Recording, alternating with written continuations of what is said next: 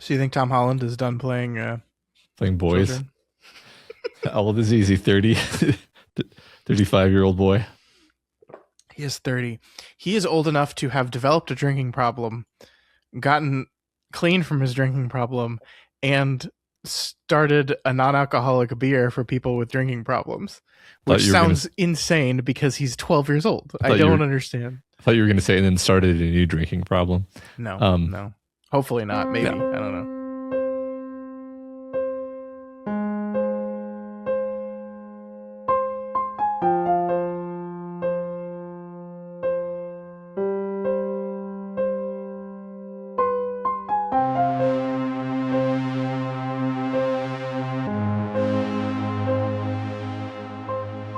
Hello and welcome to Flanagan's Wake, a Doof Media podcast putting another brick in Mike Flanagan's wall.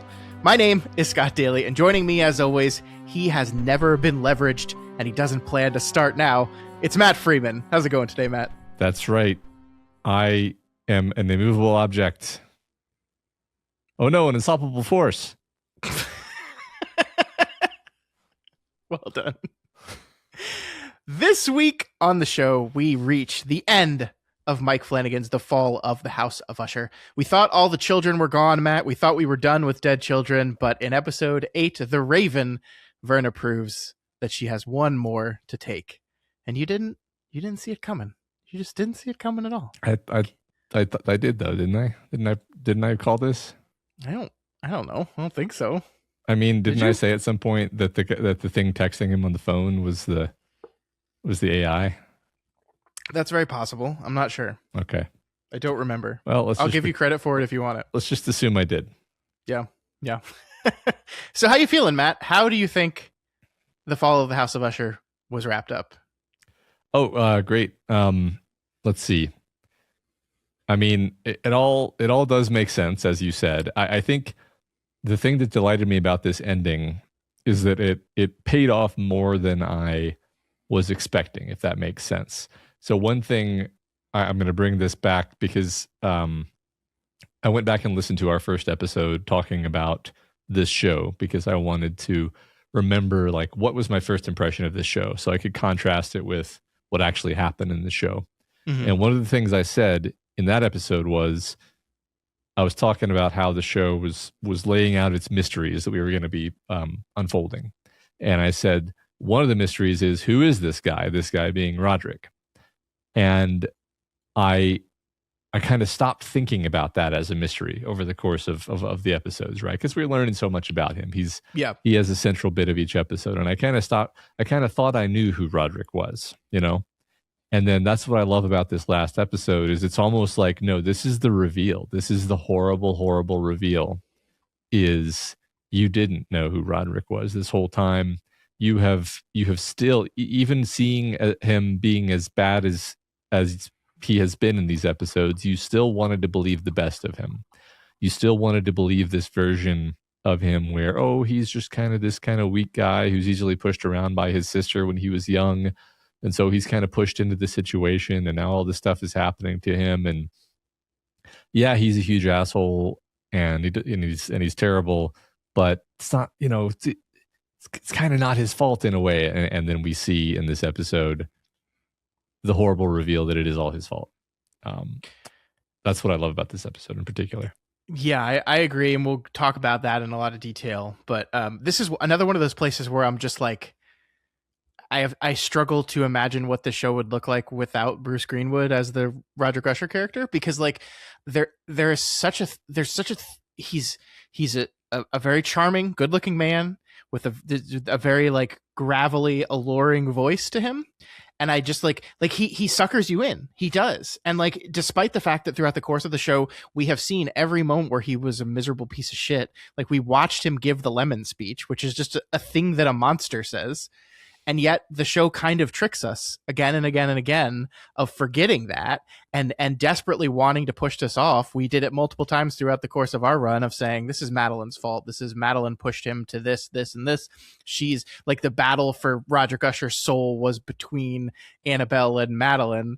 And the thing that this episode reveals is that no, not at all, actually, that he is just as bad as Madeline, arguably worse, because at least she's she knows she's a piece of shit. He kind of hides behind his charm and his goodness and the bullshit rationale for everything that he does.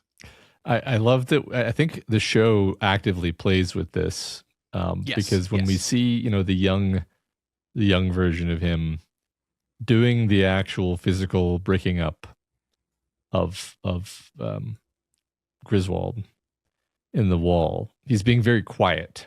Mm-hmm. And a character who's being quiet, you're tempted to project whatever you want to project. And so you kind of project like, he's being quiet and Madeline is doing all the talking again, which means he's kind of ambivalent about this, but he's going along with it. He's been dragged into it. And then eventually he does say something, and you see there's this like coldness. There's almost like a smirk. It's not a real smirk, but it's like an almost smirk it's more almost the way, like his voice that's smirking than his mouth, Sure. And it's just like, oh, he doesn't have any remorse about this. He is completely in on this just as much as she is. And maybe he's even enjoying it. And it really recontextualizes all of the later scenes. And then, I mean, the crux of it, we haven't really like come out and quite exactly said it, but the crux of it is, I know we're doing this all out of order. That's okay. The crux of it is when Verna makes the offer for the deal, and Madeline is like, "Ooh, wow, that's seems kind of steep." And he's just like, "Yeah, where do I sign?" Yeah, no hesitation. And you realize, like, oh, this is the guy he's always been. Mm-hmm. Yep. Yeah. I mean, the opening of that scene is Madeline like doing her story thing, talking about like how she knew this girl who like was willing to sleep with this disgusting man for the jewels and the riches and whatever. And Madeline basically is talking about how if there's a line, and she says no line, just standards. She has standards. So there is a limit. And Roger Gusher basically says, nope, not me. There's nothing I wouldn't give up. There's nothing I wouldn't do. I don't have any of that. And he's right. He was telling the truth in that moment. Mm-hmm. So yeah, I completely agree with you. We've jumped right into it. I want to talk about those scenes in a lot more detail. But let's go through the stats for the episode. Okay. So The Fall of the House of Usher, episode 8, The Raven. I think I can say it now that we're at the end of the show.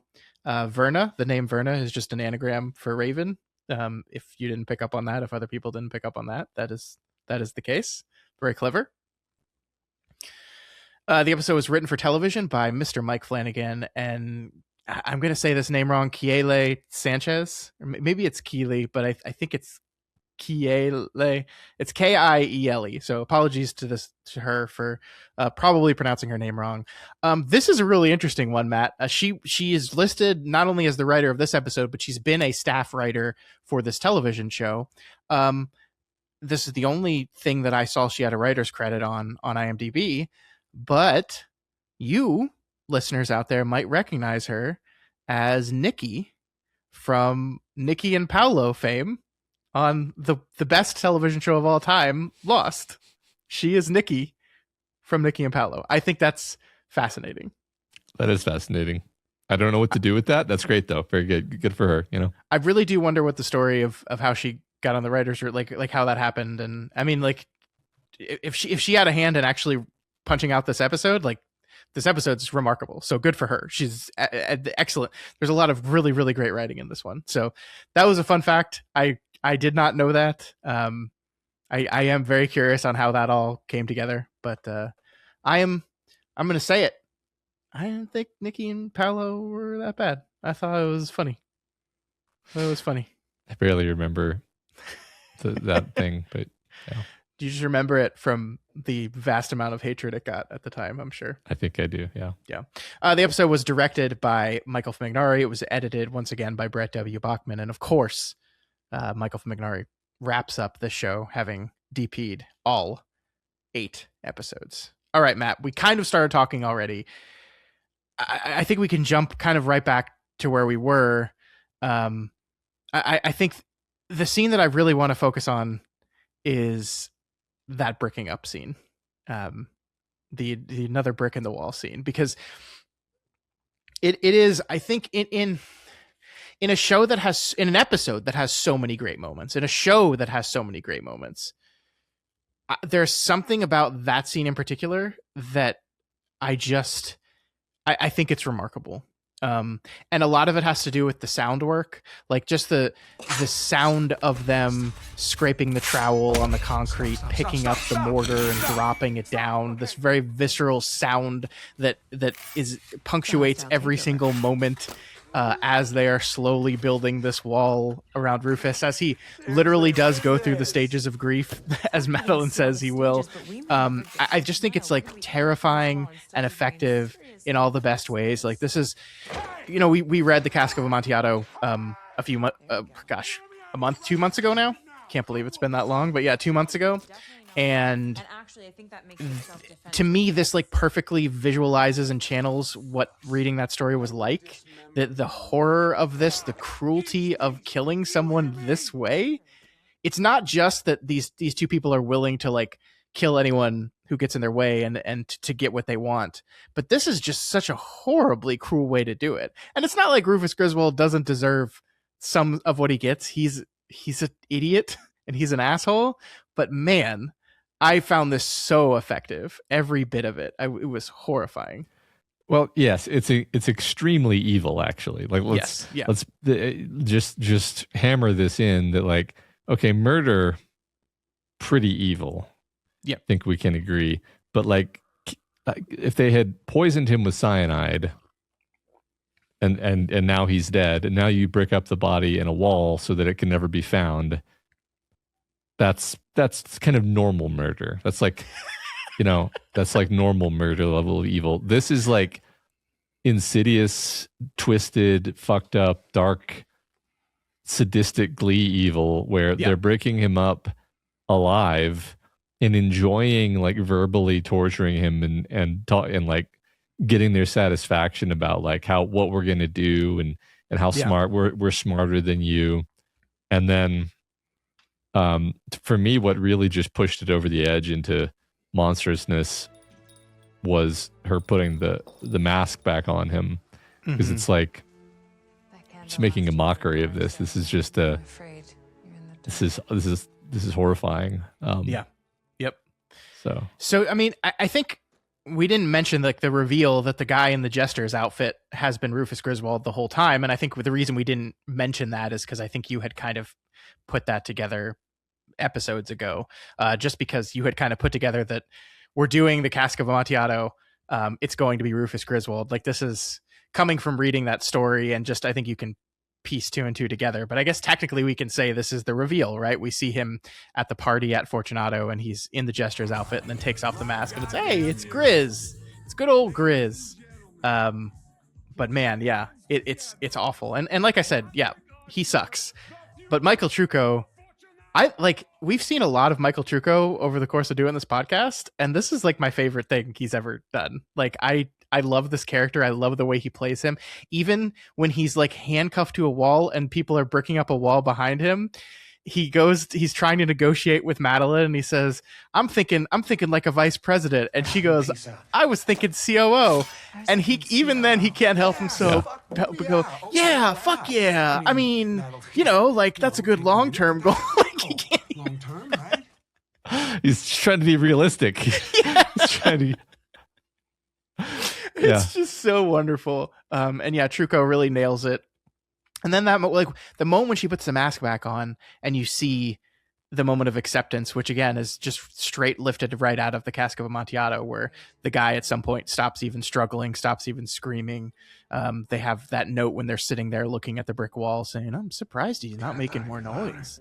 And all we hear is the tinkle of the bells. Mm-hmm. It's horrifying. Absolutely. And I think it matters, and this is intentional to the structure of the story, that all of this happens before they make the devil's bargain with Verna, right? This is something that Madeline and Roderick did of their own volition.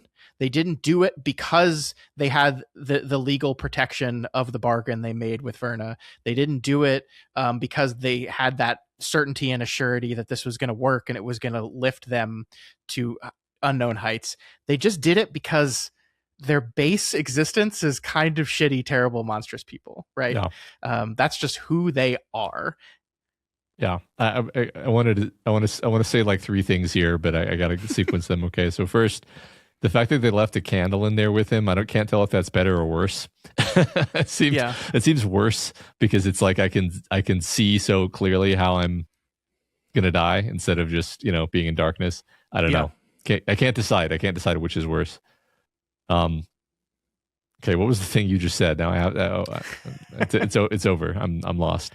Just that the fact that this happens before the deal with Verna matters to who these people are, what the true character of them is. I was just kicking around this idea. I'm not saying I think this is the intent of the show, but I was kicking around this idea that Verna didn't do anything. That like that actually this is just the world. Like it's kind of a cynical, shitty take on like the world. It's just, hey, this is the way the world is. It's like the Sackler family is real. The Sackler family does not require supernatural protection.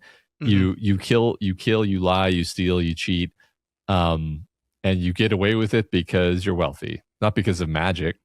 Like I was almost wondering if we were going to go that way and have like Verna show up at the end and be like, I didn't do anything. Yeah. You traded your kids for nothing. And here's how I thought that would like cash out is like, I didn't do anything to protect you. And then your shittiness drove all of your kids to do stupid things that resulted in their deaths. Like that would have been its own kind of poetic justice. Not that this is any, less, but I was just thinking how that could have worked. Yeah, I mean, I think that's definitely the metaphor at play here, and I'm glad you said the Sackler family, which is something that like we have not said out loud in the last 8 weeks, and I did that kind of intentionally because I don't know, like the one-to-one comparison is very clear here, right? Like it's very obvious that this was what Flanagan was channeling, this horrible family and that horrible pharmaceutical company and what they did. But I felt like I wanted to hold back from like bringing that to the center until we saw the full scope of the show. Not because like there was a chance that Flanagan was going to go, psych, they're actually great people. Just because I feel like if that felt like a thing to do at the end of the show to me. So I'm glad you brought it up here at the end of the show.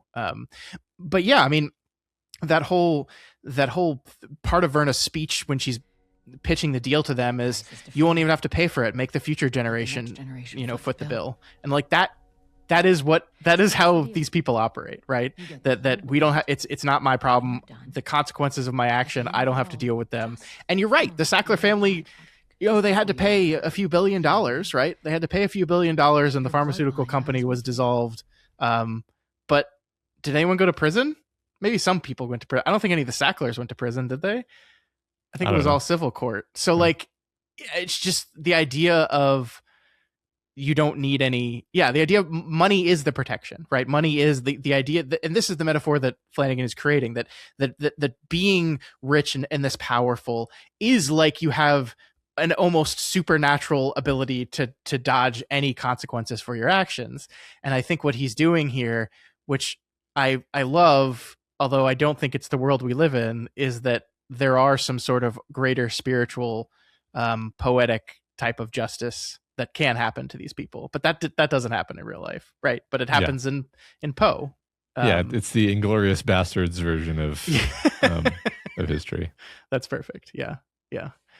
I do want to just say, since we're talking about the brick up scene, Madeline putting the "you are so small" brick in there is like just, I think, one of my favorite Flanagan moments ever. I know I say that phrase a lot, and it continues to be true every time I say it, because we have that moment to remind everyone that is what Annabelle Lee says to Madeline in last week's episode as she's walking out the door. She says, "You are so small." And we kind of see Madeline like play it off as like, "Oh, your baby's crying," and then she walks out the door. And this reveals, without saying a word, without Madeline having to do anything but just place this brick, how much that actually got to her, right? She, the thing that she thinks, like the one kind of message that she can leave Rufus Griswold with, the thing to kind of turn the knife in what they're doing to him, is what is the worst insult I can think of?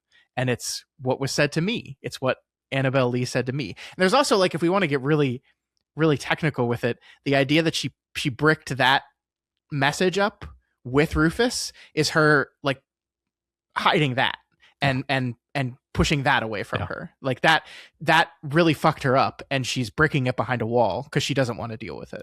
I admit that I had the same sequence of thoughts. My first thought was that she's doing this to him. My second thought was, no, she's also sealing this away along with this murder. But the truth is, of course, that's not how it works. All you've done is, now it's her telltale heart. It's the thing. Oh yeah. But I was one thing I kept thinking about this episode in particular, but really the whole show, is that Broderick keeps going down in the basement and looking at this wall, and every time she goes down there, she kind of can't look at the wall. I'm not saying Madeline never looks at the wall, but it's very much this thing where Roderick is staring at the wall, and she's almost like, why are you coming down here? Like she's not looking at the wall. She's willfully unable to look at the wall. And I think that's an interesting way of thinking about their relationship to this thing that they did together, where I'm not even sure exactly what Roderick feels about this in retrospect. Like, is it remorse? Is it he's haunted by the magnitude of like the horror of what they did, or the cost of the fact that all of his children are going to die for this, or I'm not really sure. Another thing, just I'm throwing stuff at the wall here, but like another thing I was thinking about is we've kept talking about the dad holes, okay? Kept talking about the dad-shaped holes. And I don't remember if we ever said out loud or like made this through line connection of Roderick doesn't have a father. Yeah. And then his father is this horrible asshole who his mother kills in her final act. So he has this horrible dad-shaped hole. And Rufus is sort of the first guy that he meets who's sort of paternal to him, but also a manipulative prick.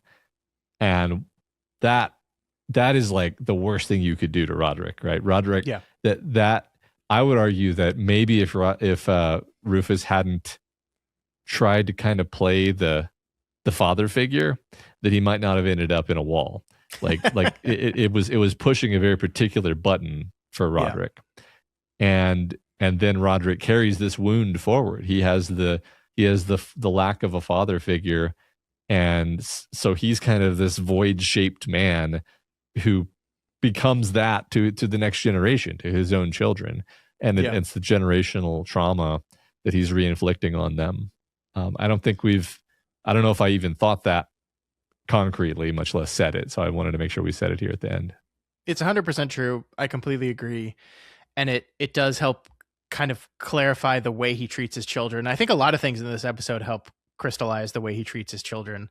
I think when he's talking about Annabelle Lee, and when he's realizing that when they finally came to him, there was nothing of her left in there, that all he saw was himself.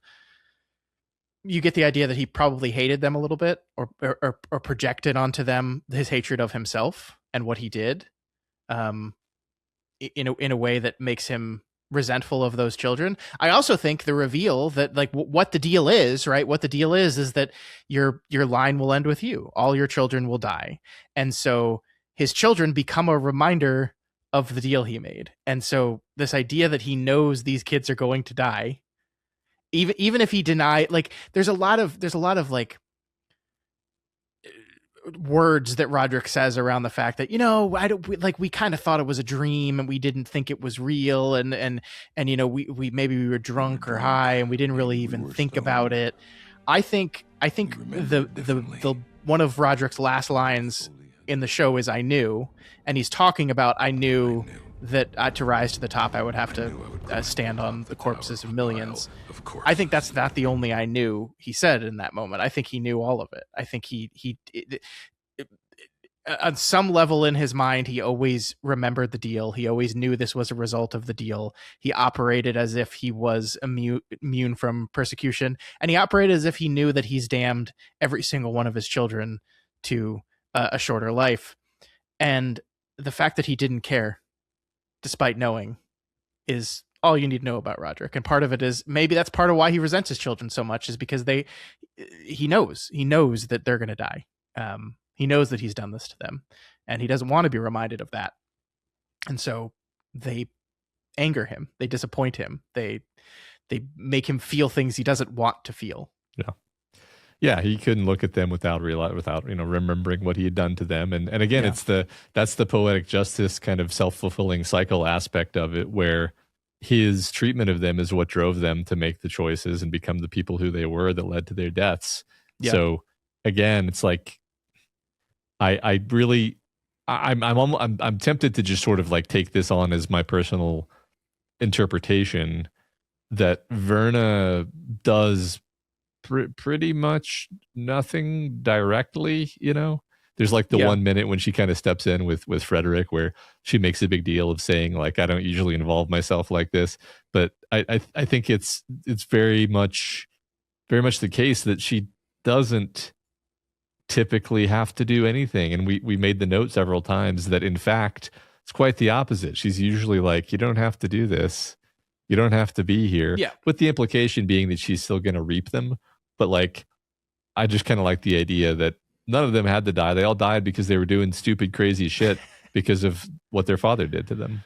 Yeah, I mean, I think we see like the Lenore death is probably the way she would have done it to the rest of them had they not been such miserable pieces of shit. Yeah. And that's what she means is like I think she even says to Camille, this could have happened with you laying down warm, safe in your bed, which is almost exactly what happens to Lenore. But no, you're right. You're absolutely right. And it is fun to like just really lead into the interpretation that like there's no supernatural thing happening here. No, it's like, yeah, I was going to come and reap all your children, but then they just kind of started destroying themselves. And it was basically a vacation day for me until it came to Frederick and then of course Lenore. I really want to go back to the deal for a minute. I really want to focus on how wonderful a moment it is when, for maybe the first time in the show, Madeline like looks to Roderick to make a decision first. Like Madeline has been the character that throughout the whole thing we've been saying she's like pulling Roderick along. She's even says it to Verna, right? Like if he wouldn't remember to eat breakfast if I didn't remind him. Like she's kind of pulling him along. She's pushing him. And so when you even think of the deal in abstract, you're like, oh, it was probably like Madeline like pulling Roderick into this thing. And the fact that it's the exact opposite, the fact that he agrees to it so quickly that she, Madeline Usher, gives him a look that's like, what? Yeah. And I think they do a split diopter there, where they're both in focus in the frame, and you like see him in profile and her just like looking at him like, huh?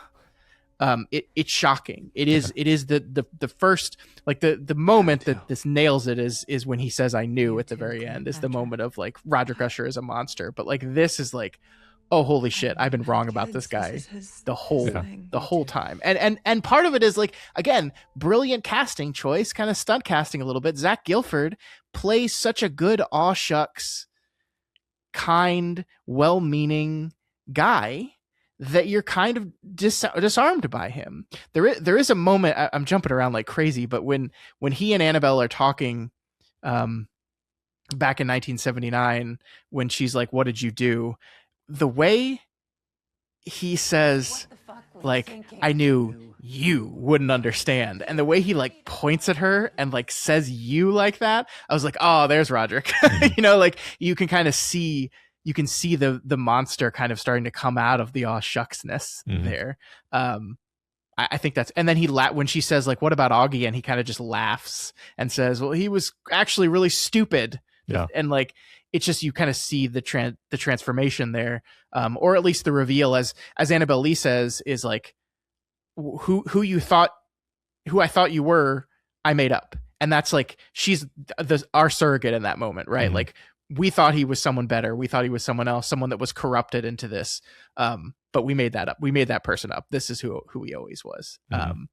And I really want to talk to you about the idea of what's more loving, 40 or 50 years of a gilded life or 70 or 80 years of anxiety, tribulation, and heartache. What's more loving? Which is hilarious, 40 years, given 50 years.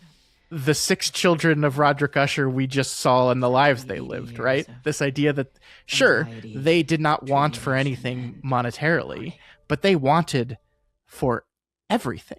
They were miserable. Yeah. They were struggling. They were so desperate for love and affection, a thing they didn't even fully understand. The idea that you make this deal and you're actually doing a favor to your children because you're giving them a better life than they could have ever hoped to have any other way is an abject lie. It's not true. And it's part of what the show is doing and saying about money and the power of money, but the rot of money.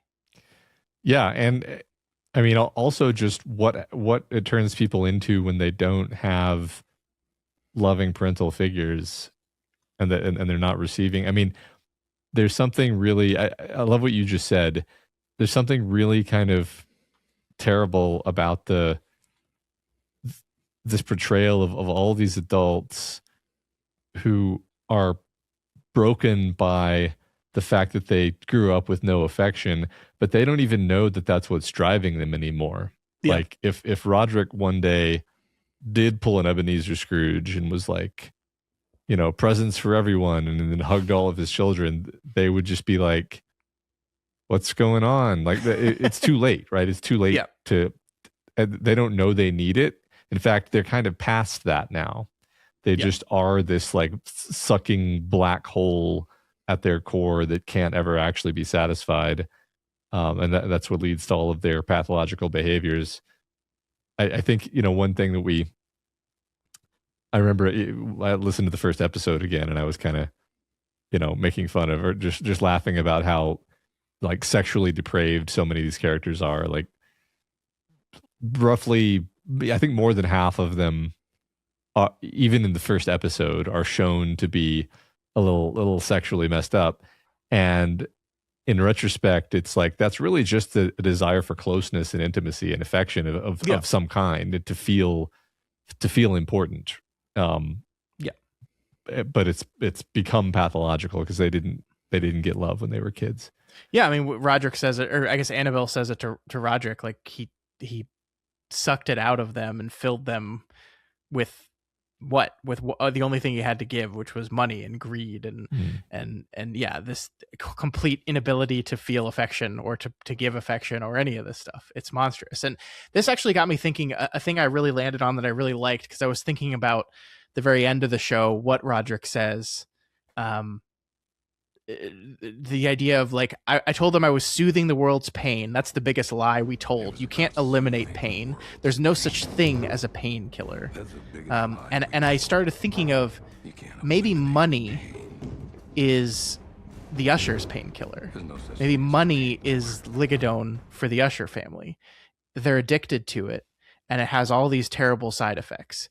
And the idea that money can eliminate pain, the idea that money can fix everything, the idea that money can solve all the problems, that is bullshit, because there are problems that money can't solve. These children have all the money in the world. They have everything they could ever want, but they are empty. They're hollow. They're dead. Like, I mean, even Annabelle says, like, maybe it's better because maybe the kids died. Maybe they died when they were kids, right? And that idea of Ligadone as money as the painkiller, I think is just it fits so well to me that I can't help but think it was intentional. Is like, this is part of what the show is ultimately saying, is that, especially in that last speech, that we all want something to eliminate pain. And like, so many people turn to money as this like great thing that will solve all the problems, eliminate all the pains, do everything we need it to do. If only we had a little bit more, if only we didn't have to worry about money, everything would be good. And like, look, I'm a realist. I live in a world, like, I would like more money. Yeah, you would like more money. Everyone would like more money. But the idea that it can be this panacea, it can be this painkiller, it can be this thing that without any side effects will fix what ails you, is a lie. It's an illusion. It's fake. Yeah, exactly. And he is abusing it, you could say. I mean, I really love this metaphor that you've laid out here, because he explicitly just needs more and more of it. He can never have enough. And it's like, well, that's, you know, that just means that it's not actually making that pain go away. Yeah. But he still thinks it will. He still thinks that enough money and power will will solve the pain. It solved every material problem he could possibly have, right? Yeah, if he were twice as rich as he is, his life wouldn't look any different. Yeah. Probably if he were 10 times, it wouldn't look any different. But it doesn't make the pain go away. And like, gosh, I know I'm kind of hitting the same drumbeat again, but it's like, isn't it tragic that like he was surrounded by children, his own children, who desperately wanted nothing more than to have a relationship with him? Like, in a sense, how could a man be luckier to be incredibly wealthy and also surrounded by children who love him? And he's the most miserable sad sack in the world, and that just makes you even more frustrated. You have the money and resources to give your children everything they want monetarily, but you also have the money and resources to buy time to spend with your kids, right? Like, I have to go to work. My wife has to go to work for us to exist and live, and that means my kids have to go to daycare every day. My kids spend 8 to 9 hours in daycare every day. And that is a choice. Like we don't have a choice there. Roderick Usher has a choice. Roderick Usher could spend as much time with his children as he wanted to and lose nothing. He could retire. He probably could have retired 10 years into his career and had more money than he knew what to do with, and just spend his days hanging out with his children and giving them love and affection and cementing his legacy that way. Right? That is, money can buy some things sometimes, and those are some of the things it could have, but no, of course not. He's addicted to it. Yeah, that's the sad part. That and all the deaths. Yeah. I feel sure. I mean, the Lenore death, worst of all, of course. I want to talk to you about, along the same line of thinking, the structural stuff the show does, that I think is like secretly like very difficult to juggle, but I think it pulls it off. So like in this episode, and this is true across the show, but in this episode in particular, we have basically 3 versions of Roderick Usher, right? We have Roderick Usher as a young man in 1979, 1980. We have Roderick Usher telling the story to DuPont. And then we have Roderick Usher, who has not yet begun telling the story to DuPont, but is going through everything that Roderick Usher goes through on his final day. And I was just thinking about, we have these 2 back-to-back scenes where Roderick Usher is talking to DuPont about Annabelle Lee. And he's saying, that's the whole thing of like, I bombed them with money. This is what I did with them. I looked at them and all I saw was myself. Anything that was part of Annabelle Lee was gone, killed by the money. And this scene in the timeline of the show is occurring after the moment where Roderick, at the funeral of his children, killed by the money, sees and talks to Annabelle Lee, right? And so I think it seems very difficult to me to get this right in a way where like, this is a Roderick Usher that has already experienced that moment where Annabelle Lee basically just reads him the riot act about what a miserable, shitty person he is. Like, I see the poverty in you, that quote. So this is a Roderick Usher who has already experienced that. But the show, because of the way it's ordering these events, has to lead one into another in a way that feels like a reveal for us, but still makes sense in the context of the character and the way the character is experiencing the timeline. You know what I mean? Yeah. Like that seems like very difficult to do right. And I think consistently the show does this again and again and again throughout the 8 episodes rather. Yeah. And I think it just manages to do it. Yeah, I love that. I mean, we're seeing him as he is retelling this story to Augie. He is re-experiencing it as well. It's kind of part of the reason why he has to tell it almost, is he has to process it. Yeah. I just noticed a minor thing, so minor that I don't even know if I noticed it, which is that like when after the ghost of Annabelle Lee lectures him and then kind of walks off toward the coffins, we see the back of her head, and it's I thought I saw like a dark, like sticky patch on the back of her head. Yeah. And I was like, if so, it's like, is this supposed to be the indication of how she died, how she killed herself? Yeah. we don't really get any more detail on it other than that. That was just my thing that I wanted to bring up. All Roderick says is she couldn't live without the kids. Yeah. I took the children from her, and she couldn't live without them. And the Annabelle Lee we see in the church, her hair is different from the one we see in the flashbacks, right? She looks a little bit older. Mhm. So this is a little bit older version of Annabelle Lee. And like everyone else, all the other ghosts he's seeing over the course of the show, they appear the way they looked when they died. And so, yeah, I think the takeaway from this is that she died. She shot herself in the head. She killed herself because he took away and then destroyed her children. Which is like, okay, so the poem Annabelle Lee is a beautiful, lovely, like tragic, sad poem. And I love Bruce Greenwood's like read of it. I think he's very, very good at it. But there's moments when I'm listening to Roderick talk about like the tragedy of losing this woman. And I just want to pull a Dupont and be like, you're the wind, idiot. Like you did. What do you mean? Like the tragedy of Poe's poem is this. We loved each other like nobody in the world has ever loved each other in the history of the world, and she was taken from me, and I will never be the same ever again. And it's this beautiful, melancholic recitation of eternal love. And I just want to be like, get those words out of your fucking mouth, Roderick. Like, you destroyed this woman. You ripped her apart. You took the thing she loved most from her, and then you let her go off and die. Like, you don't get to melancholically like reminisce about your lost love, you know? Just fuck you.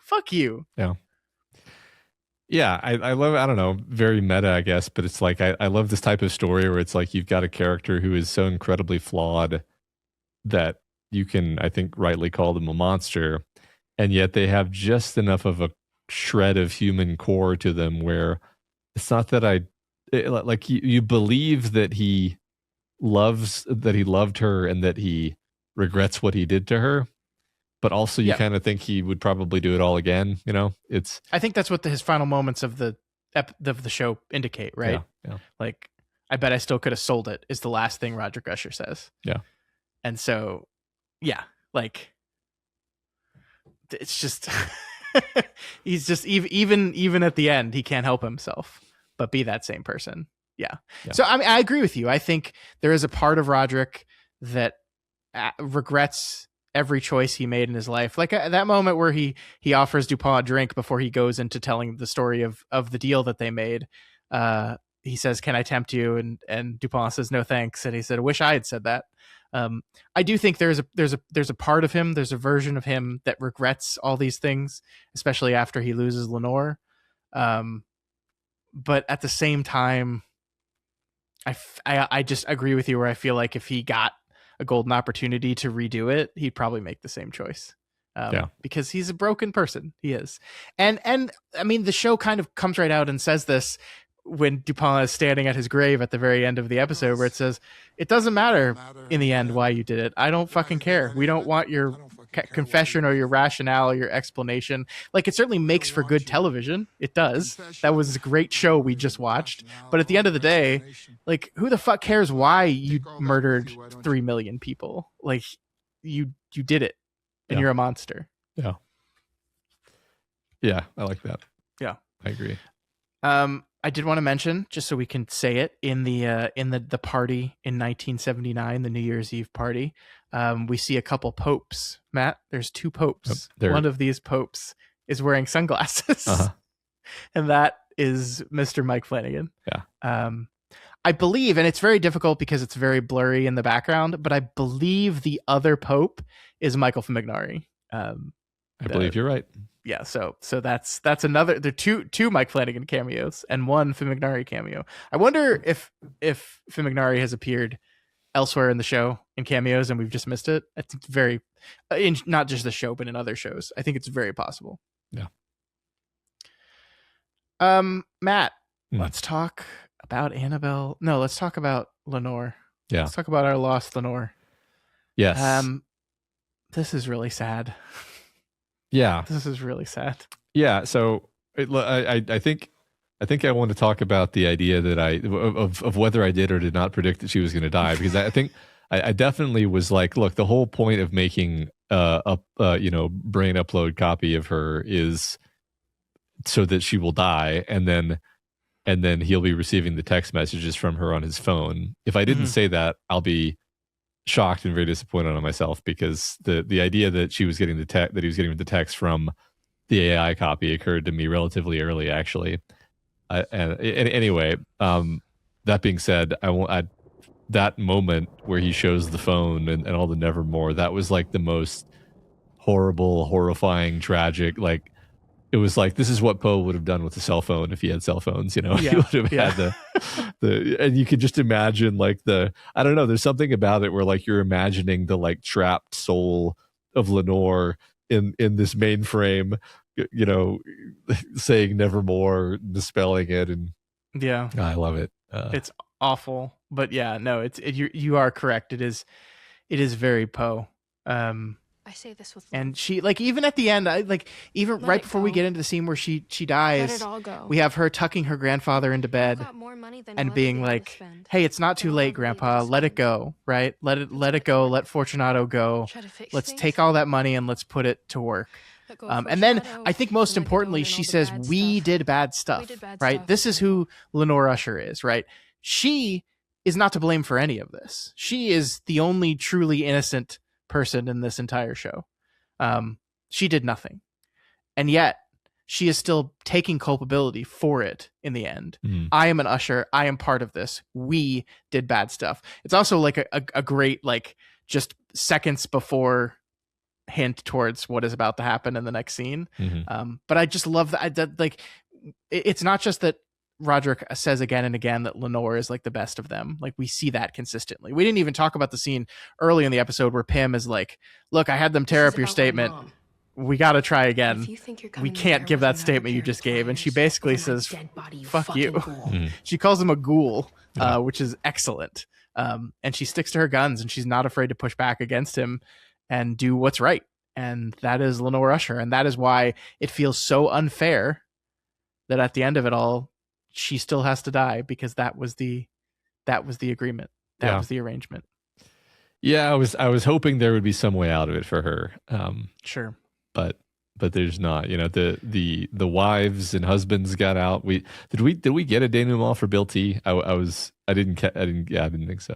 No, poor Bill T. But we did learn what was going to happen with everybody else. So yeah, Marilla Usher recovers and does a bunch of great stuff, and that's what we learn here in this moment. She gives Lenore the gift of knowing that her death, while awful, will lead to something good. The idea that I love that. Like, we cut to this like, it's a over the shoulder shot for each of them, cut like a 2-shot cutting back and forth, and then as we move into it, she says, "You did that," and we cut to a straight on close up of Lenore looking right at us, and then we cut to a close up of Verna again looking right down the lens, and it is like this very powerful moment that really sinks in. It's also like a little accusatory. I mean, that's not the emotion you're supposed to be feeling in the moment of like, but like having Verna look at you and say like, the right choices you made, the things that you did were good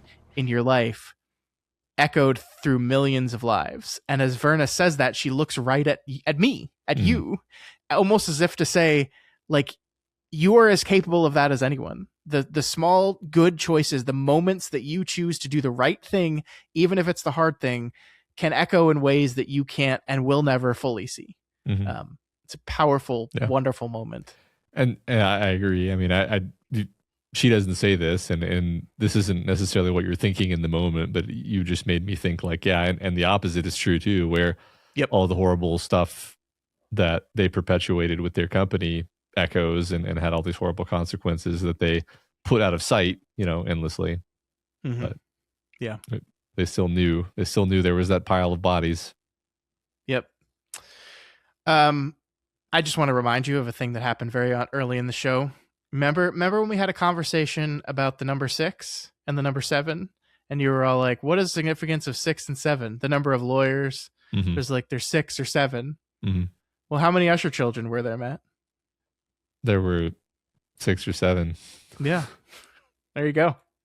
That's great. Isn't that fun? Isn't that fun? It was right there in front of you the whole time. There were 6, but there were actually 7. Yeah. Okay.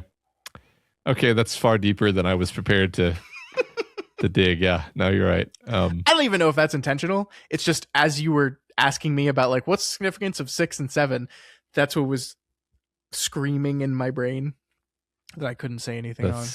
That's great. No, I didn't go back and make that connection. Of course, yeah, that's awesome. It is. I'm going to call it fun. It's tragic, but like in a story in which we basically knew from the first 5 minutes of the first episode that it was going to be a story about watching 6 people die, that there's still surprises, I think is a testament to the structure of this thing. And I think maybe we'll just put a pin in this and circle back to it next week when we're talking about the show as a whole. But I just think like from a structure, like the structure of the show is probably more complicated than anything Flanagan had done so far. And I love every single one of those shows, and it's not like Hill House is like structurally the simplest show. But I think this one is very complicated. There's a lot of moving pieces of it. And the idea that like it can still surprise, it can still delight, it can still shock. I think is very, very good. As I was thinking back over the whole show, I was just blown away by the fact that we have the first episode. We have a woman who is buried alive, claws her way out of the coffin, and then kills a man as her last act, which is their father. And then this same sequence of events happens in the last episode with the 2 siblings, and I was like, That's awesome. Like that's so Poe. I mean, not only is it a direct Poe reference, but it just felt very like it gave me that warm Poe feeling. So much, man. Like that is ultimately like this show did so many different things. The way it generated and pulled from Edgar Allan Poe, not just in the beat to beat moments, not just the ideas of like the Telltale Heart, the Pit and the Pendulum, not just these things like the bricking up behind the wall, but like every other beat of it too. The way it channeled the tone, the emotion, the feeling, the vibe of Edgar Allan Poe consistently through every beat was just awesome. I mean, let's talk about the Raven moment, right? We get Bruce Greenwood getting to quote the Raven to us. Holy shit, man. This is like Michael Fimignari firing on all cylinders. Every bit of this is just I watched this part again and again and again and again because it's so perfectly moody. Like the Raven sitting on the bust and like every bit of it, the thunder crashing, the Bruce Greenwood, the way he's reciting the poem. It's just like it's you can feel like we've built to this. This is the moment we've built to over all this time, and now we're executing on it. And I loved that. And then it's almost as if we're like, what if we can one up ourselves? And then we cut from that to him in the boardroom, surrounded by the corpse of his family, as millions of bodies rain from the sky. And it's like, oh, we just did one better. we just one upped ourselves. It's like, wow. Like that is I think the indelible image of this show to me is the moment of Roderick standing against the window as we watch millions of bodies rain from the sky. Yeah, it's spectacular. It's a spectacle. It's incredible. So many great moments.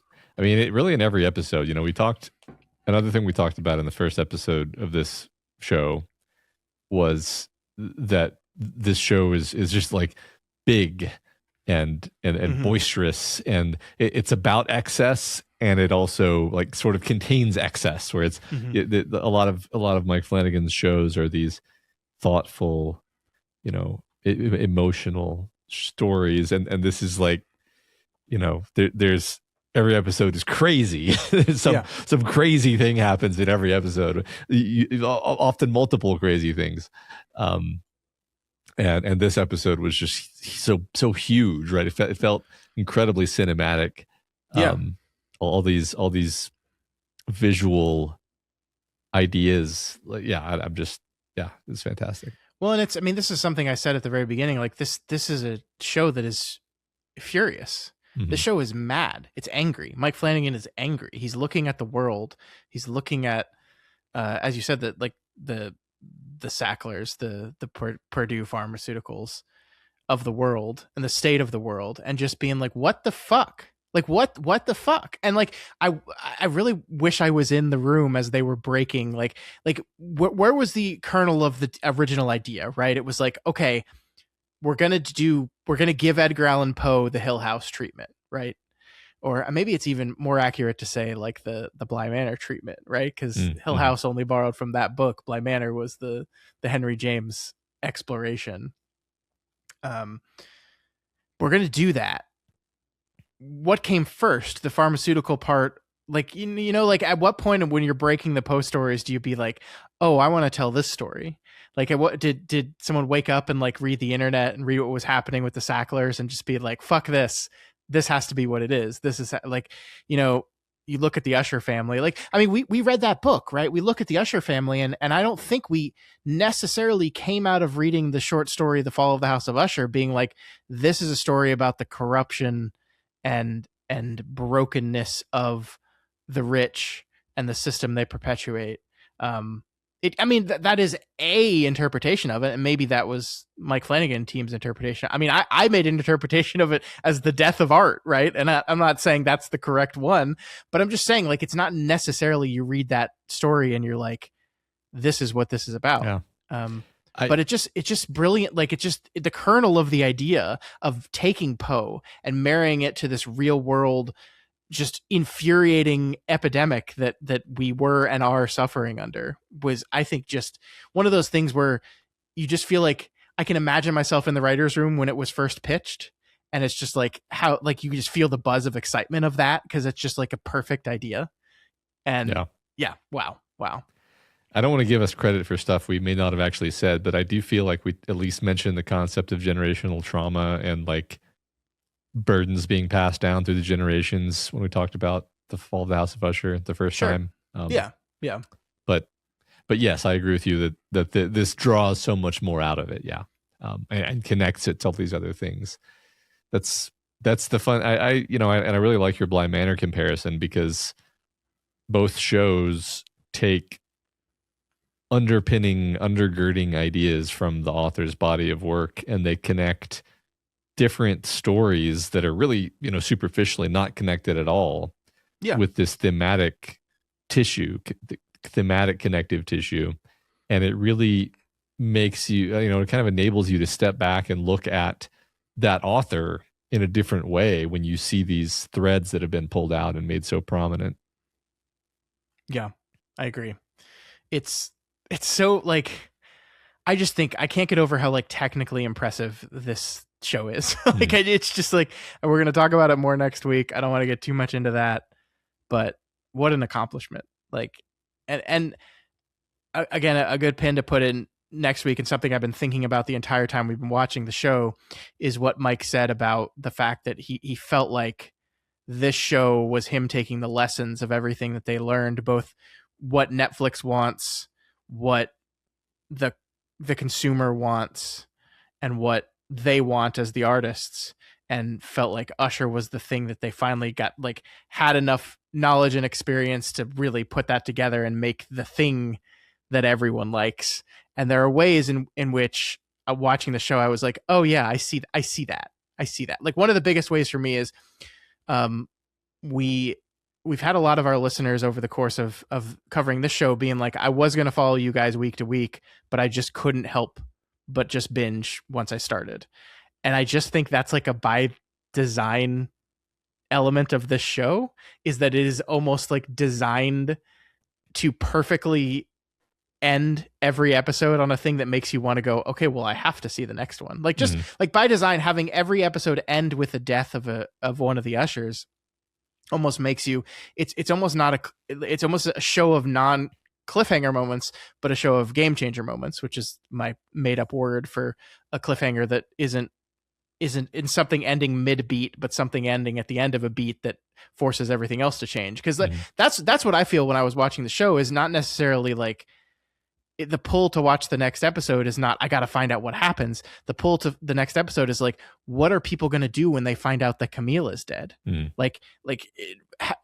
Perry dies, and it's like, okay, that's one kid dead, but like then if the second one dies, and like, what's the reaction going to be to that? That's why you want to press play. And that happens and continues, and that just felt like very specifically designed in a way that is captivating, and I'm sure Netflix just loved that. Yeah. Also, there's a very clear mystery. Yeah. That's drawing you on. Where it sets up the mystery very early. Very very concretely in the first episode, and then teases you with the pieces, the breadcrumbs to keep you engaged in the mystery, while also, yes, the individual stories of the different characters. Yeah, I think it's fantastically well structured. It's funny. I was just thinking, like, I also kind of find Midnight Mass to be incredibly bingeable because each episode does have a perfect game changer moment where you're just like, oh shit, the first time you watch it.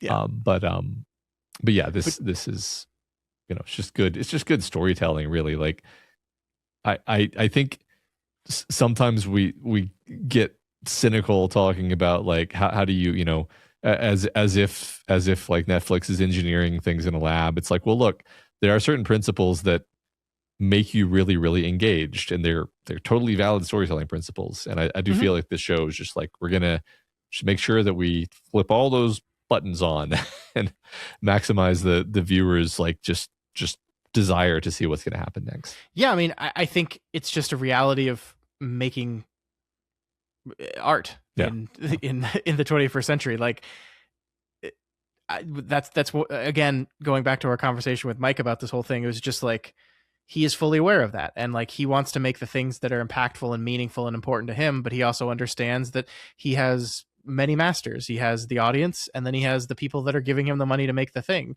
And the most successful artist is the one that finds a way of marrying all those different desires and wants and needs together to make something that is still profound and beautiful, and also deeply ironic that it is being released by a giant multi-billion-dollar corporation making a movie, making a television show about how terrible giant multi-billion-dollar corporations are. Like, they can't say that Ted Sarandos was someone that also made a deal with Verna, but sure, he's a lovely person. It's implied, yeah. Yeah, I mean, that's just, I don't know. It's timeless, right? We just saw the Odyssey this weekend, and I'm just like, I'm just thinking about the bard standing on the table, like, watching everybody drift away and being like, and then there was a whirlpool. A whirlpool? No, that's not doing it for you. A whirlpool on one side and a monster on the other, and he has to choose. Does that do it for you? Like that. I mean, that's just storytelling. Is you're trying to get him engaged. Yep, 100%. And all the successful storytellers understand that implicitly. And now it's just the modern version of that is we have a whole lot of data to that. And there is a way to take that idea and corrupt it to a point where you make shit, right? Like, there's a lot of bad stuff out there that is just chasing that data. But again, a gifted storyteller, a talented person, a passionate artist will find a way of taking those elements and weaving them into something. I mean, look at this. Like, this is a television show about murder and death, and like and it has cliffhangers and it has all the things that you want, but it's also a show in which people recite poetry to the camera multiple times. Like, I'm sure there was a Netflix note of like, do we have to do the part with all the poetry? Yeah, we do. Yeah. It's an Edgar Allan Poe show. What do you mean? Yeah. So yeah, I mean, I just like, what a great synthesis of everything. Yeah. Can we talk about Pym? I do want to talk about Pym. I got a few comments about Pym. All right, give them to me. First comment: probably the most chilling moment in the whole show was him murdering Verna in cold blood, or at least thinking that's what he was doing. Yeah. I love that Verna just let him go through the whole process, from walking in the door, seeing the tarp on the ground. He does it, and then we get to see Mark Hamill like slowly wrap tape around the whole body. And it's not until that whole thing is done that she reveals that, of course, that she's not a human being. Yeah. I'm sorry. It's incredibly dark. Like, I mean, we already knew this guy was their fixer. Probably had covered up murders, probably had committed murders. But seeing him just methodically, coldly do it, you're just like, oh, this guy's really practiced at murdering people. Oh yeah, this is not the first time he's done this. This is one of many, many times. He's well rehearsed in it. And it also, like, it strikes me, talking about part of the deal was you will be rich, you will be successful, everything you do will be successful. But the other part of the deal was freedom from persecution or prosecution. Like, there would be no legal consequences to what you've done. Now, one interpretation of that is like, so that's why Verna sent Pym.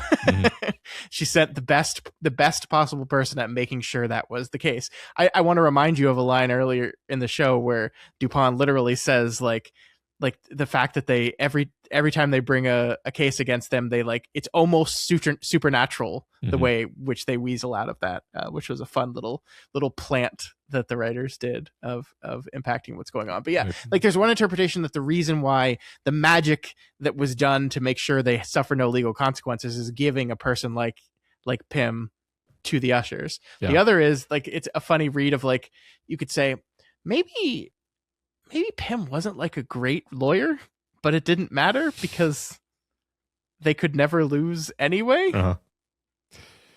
Yeah, that's a fun thought. Like, oh, he's the world's best lawyer. We've had him this whole time and we've never been convicted. It was like, well, you are magically prevented from being convicted. Yeah. Well, those are both fun thoughts. I do admit I like the idea that she, located him and like had marked him as like this, unique person who she could use later, use somewhere else. Yeah. I mean, she sees him, right? That's the wonderful moment of when his ship goes by the north. She is coming from Ultima Thule, coming from out below the world, and she comes up to see him, to see them. Had to see the ship go by with my own and eyes. the look of shock and horror on his face as he realizes He saw me too. That's something that he probably always knew. That's one of the things he wouldn't talk about, is he saw this creature, this monster, this being, and here she is before him right now. Yeah, and I love, like, once she reveals herself, he's just kind of like stunned and just like goes and sits with her, and then they just have a totally cordial conversation. Yeah. By the way, like, to speak of Carla Gugino briefly here, like in this episode especially, but across the show, like her outfits, her looks have been impeccable. And it wasn't until this moment that I realized that, like, part of what she's doing is she's meeting the people where they are. So, like, she meets with Pym and she's dressed in a suit. She's wearing a suit in this scene. And so she's like making herself look appropriate for the person she's meeting and the conversation she's having. I like that. Yeah. The other thing that I wanted to talk about with him is the speech she gives about leverage. Oh my God. So she offers him, the deal, the out. No. And he basically says, I'm gonna kind of rearrange this, but he's like, look, I'm not gonna give you anything because I've never let anyone have any leverage over me in my life, and I'm not gonna start now. But then what you realize from that, and this connects, I think, to the themes of the show and to Roderick, is saying that you've never let anyone have any leverage over you is basically the same as saying you've never had any kind of meaningful connection with another human being. And maybe even further, you've never cared about anything, because caring about anything, even a material possession, caring about a material possession would be leverage, because now someone could steal that and now they have leverage. So he has nothing. He's completely empty. He's the saddest and most empty man in the world. And this is what has enabled him to be, successful by some metric. But then you have to wonder, like, is that even worth anything to him? Yeah. And I think maybe we see the answer is no, because at the end he's in handcuffs, and it's like he kind of has the same expression on his face that he's had the entire show, actually, which is, vaguely miserable. Yeah. I agree. I mean, like, what she says to him is what collateral do you have? And he says, no, collateral is leverage, and I will not be leveraged. So I have nothing. And yeah, like, with the idea of all he has is money, right? And she says, what do you have to trade for your freedom? And I don't want money. Therefore, what do you have? And the answer is nothing. I don't have anything. I like it. Like, this is an intentional, like, I think the story being told behind the story is like he went on this expedition. He saw the worst in people, right? He saw they left someone to die in the Sahara. They ate an Inuit woman in the north is the implication here. He didn't partake. Don't worry. He is not a cannibal, Matt. I'm sorry to disappoint you. He can't join your club. Yeah. But his what he came out of there is exactly what he says to her here is like, we're a virus, I think. People, I mean. I think. So he's seen the worst that people are capable of, and has basically decided that I don't want anything to do with them. And therefore, like, the idea of hurting or killing people, the idea of screwing people over, like it doesn't matter to him. Like, everyone's awful, everyone's monstrous. I will not have any connections. I hate everyone and everything. And therefore I have nothing to trade, and I won't trade. Yeah. I think. Yeah. Go ahead. I was just going to compare him to Roderick again, like I said a second ago, where it's like these two men who have managed to get through life caring about nothing, and they think that this makes them invulnerable, but actually it just makes them, totally impoverished. Mm-hmm. I also really like the beat where after he finishes rolling her up, he takes out an aspirator and like gives himself a thing like that. That is a very like human revealing moment for Pym that I don't think we had seen very much. It's like, oh, this is a guy. This is a guy still. And it really helps, like, I think, warm us up to the scene, which I just want to say, Mark Hamill, like, he acts the shit out of this guy. This is a show filled with wonderful performances by very talented actors, and he's so good in this. And it's a more like Mark Hamill, like he's a voice actor, right? He does a lot of voice actor work, and his voice acting typically is like very big. It is very big. He plays characters, and that's like part of what he does. Pym is not really that, right? Like he has a little bit of that. There's a little bit of like caricature to Pym, but in this moment, in this most powerful moment, he's playing him very quietly, very soft. He's doing a lot of face acting. It's meant to be like pulled back in a way that like, oh, is Mark Hamill capable of doing that kind of acting? And the answer is right here is yeah. Yeah. Sure is. Yeah, I love that. I love his kind of quiet earnestness, and it's not that the Pym voice goes away, but he is just being quiet and sincere, and he's like making this eye contact. Yeah, I thought it was great. I mean, he really. It's funny because I feel like I keep giving this compliment to the actors who work with Flanagan, but he Mark Hamill feels like he just disappears in this role. You're not really seeing Mark Hamill anymore. Like I'm never thinking, like we've joked about it, but like I'm never thinking like that's Mark Hamill, that's Luke. I'm just like, I'm not seeing him actually. Yeah, I agree. And I think there's something to, in this scene in particular, his voice, the voice he's doing for Pym, it sounds very strained and gravelly in this scene in a way that maybe we haven't seen before in the rest of the show, but maybe we have. And in the rest of the show, it's almost like a character trait of his that you don't think a lot about. That like, this is just the way Arthur Pym talks. This is just the type of person he is. He's this gruff, very quiet, gravelly voice guy, but with the aspirator and with him sitting in this chair, and then the voice, you're like, oh no, this is a sad old man. This is a sad old man that's maybe a few years from his death. And as you said, he has nothing. There's nothing. All he has done in his life is suffering. He has no connections. There's no love. The closest thing to friendship he has is with his employer, Roderick Usher. And I mean, does Roderick Usher give a shit about Arthur Pym? No. Yeah. I mean, I think sort of by construction, neither of them give a shit about each other, really. Like that would be leverage. Yeah. He sort of, I think he respects Roderick in some twisted way, but not even like, it's not even like a positive respect almost. It's like an identification of like, oh, you're like me. You are also just floating above this world, and your existence is meaningless, just like mine. That's what he recognizes. Yeah. Yeah. What a great character. you know, he's not the focus of the show. It made me really want to go read the narrative of Arthur Gordon Pym, the Only Poe novel. I think we'll have to do that at some point. Yeah. I also really love this line where Verna is talking about people and the mystery that is human beings. And she says, starvation, poverty, disease. You could fix all that with just money. And you don't. Hell, you stop making movies and TV for 1 year and spend that money on what you really need. You could solve it all. That's a fun line to come from a creator of movies and television, right?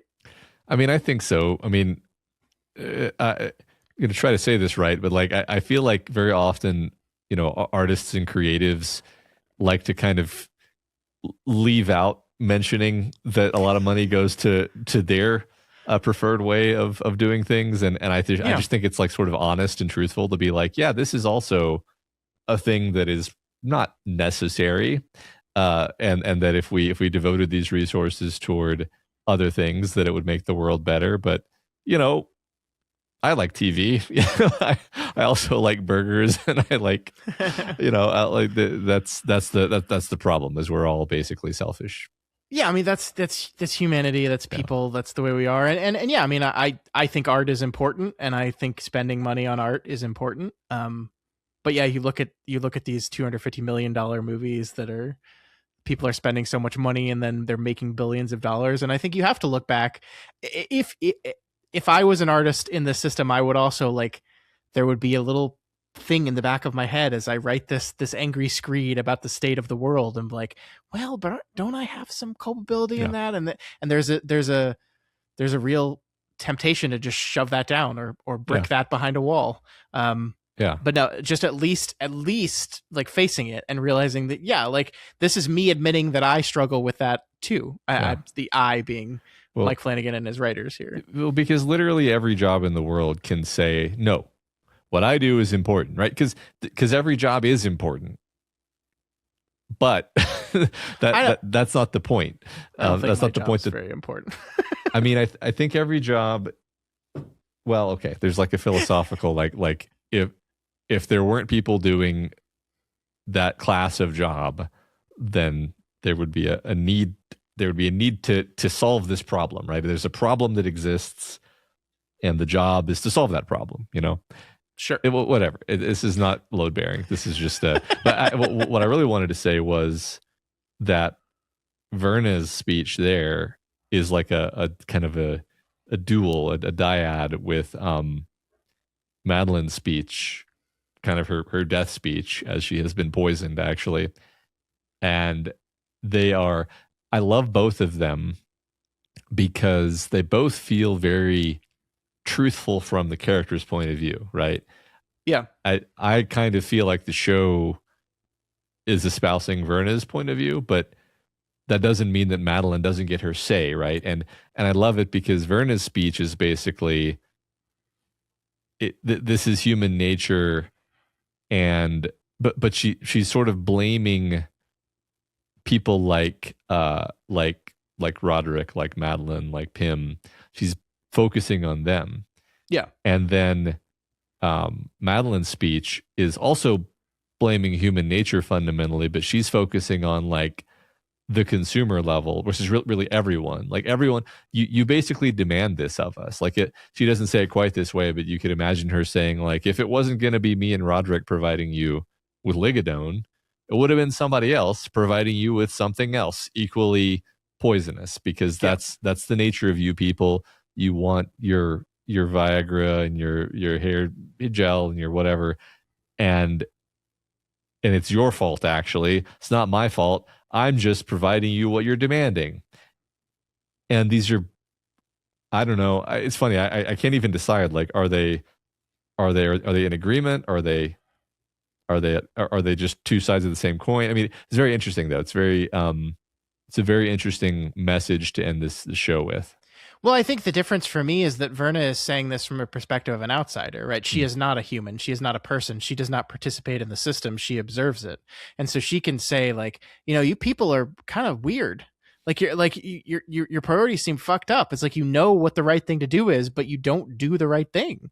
And it is like the endless mystery of my existence to watch you guys do this and to interact with you in specific ways where like the thing I love about the deal that she makes with them is she doesn't tell them anything. She says literally to them, like, here's like, you will be free from prosecution, and you will be successful and rich, and you can do anything you want with that. Like, imagine if someone said that to you right now, Matt, and like the bet is that with those stipulations, you, human, are going to be a piece of shit, right? And Roderick happily rises to that, right? Mm-hmm. But like, there's nothing stopping him from just being like, okay, well, I'll never get in trouble with the law. I will live. I have a guarantee to live a long, healthy life. I'm going to live until I would die naturally anyway. So I'm told I suffer no risk and I will have infinite money, and I could do anything, and I don't do that. And so that's Verna's perspective. I think Madeline's perspective is from a person reaping all the benefits of that system and then victim blaming the people. Because the thing about Verna's speech, and I love that it exists, is like, a lot of what she says is just true. Like we prioritize stupid shit in even the pharmaceuticals industry, like the idea of prioritizing Viagra, and the idea of the Supreme Court limiting the rights of women, the idea of I mean, like, McDonald's would sell nothing but kale salads if that's what people wanted, but it's not. Like, that's all kind of true. We're like, people, this is human beings, this is who we are, this is how we're broken. But the idea that she has no culpability in that system, despite being one of the most powerful people in it and having benefited vastly from it, is where I think the show goes like, nah, that's kind of bullshit, actually. Yeah, I think that's a pretty interesting distinction to make, because it's not that she's not saying stuff that is either true or stuff that we might agree with, but it's the refusal to accept her place in that. And the fact that she objectively has a tremendous amount of power and capability to affect change. Yeah. You know, I think one way of looking at I was thinking about this earlier. I was thinking about, like, you know, every company is sort of like an animal in an ecosystem. And some companies are like coral, where, you know, they grow, you know, they feed on some nutrients, but they create a structure that other animals take shelter in. You know, there's different animals that have different niches, and they're serving a role in an ecosystem. And then there are some animals that are like, you know, crown of thorns or something, where they just consume and ruin and destroy. And just because you are part of, like, it's almost like she's saying, like, well, everyone is equally bad in this system. And it's like, no, man, not everyone is equally bad, because not every company is Fortunato or McDonald's or whatever. Like, some companies are actually like, I'm solving a problem that you have and you're paying me money to solve it. That's great. Win-win, right? In fact, I would say most companies are like that. But so, like, it's actually a choice to work for and champion a company that is basically just a cancer upon the world, which is what she's doing. Like, like, the world would be improved if her company didn't exist. That isn't true about most companies, right? That, like, so that's the sliver that I think distinguishes the two speeches, is the element of, like, there is a role of personal accountability here. I also think just the idea of, like, everything she said ignores the fact that, like, Fortunato falsely marketed their drug, right? Like, the idea of, like, you wanted this and all we did was give it to you, is like, no, you manipulated us to think it wasn't as bad as it was. Like, the idea of like food manufacturers, like, are engineering food to be more addictive, to like, are specifically engineering junk food to want to trigger the impulses in your brain to want more of that thing, like that is not like, well, you guys just wanted it and we're just giving it to you. Like that's not what's happening here. So like there is a certain amount of that. Yes, like people are contradictions. Like people will know something is bad for them and do it anyway. People will know eating something will kill them and do it anyway. They will smoke, they will drink, they will do drugs. They like people, we are self-destructive animals, but that doesn't mean that the big corporations that are making broad social decisions for how we live our lives are not doing it in a way that is net bad and hurtful and manipulative. And like, you cannot divorce yourself from culpability in that when you are the person on top of the mountain or pyramid in this case. Like you don't get to do that. Yeah. Yeah, I think that's right. I agree with your part as well. Like there are some very good companies out there doing there's a lot of, I think one of the things that the final message of this show, I think, is not everything's bad, everyone sucks, and we're fucked. Yeah. It's like I actually love that the final moments of the show are DuPont sitting at the grave of Roderick Usher and saying things like, the regulators are working, they're trying to stop the bleeding, right? You tattooed the opioid epidemic on this world and we're trying to clean it up. And that's what people do too, right? Like people are horrible and terrible and hurt people, but there are millions, billions of good people out there just trying to do the work to make this place better. And that is the other side of this coin. Yeah. Yeah. I guess I just to maybe clarify or whatever, like the point of the show can't be all companies are bad, because then Madeline would be right that it's like, well, we're all the same. So fuck you. It doesn't matter. I'm not particularly bad because makeup companies also exist. And it's like, no, man, like you are particularly bad. Actually, you actually have the power to choose to not be this bad, in fact. And you are choosing to be, you killed a man. You literally killed a man so that you could take over this company. Like this is not that complicated.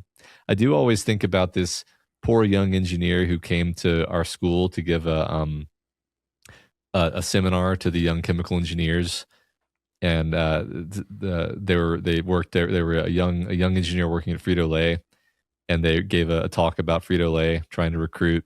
And one of the first questions they got from the fresh-faced engineering students was like, how do you live with yourself? Basically.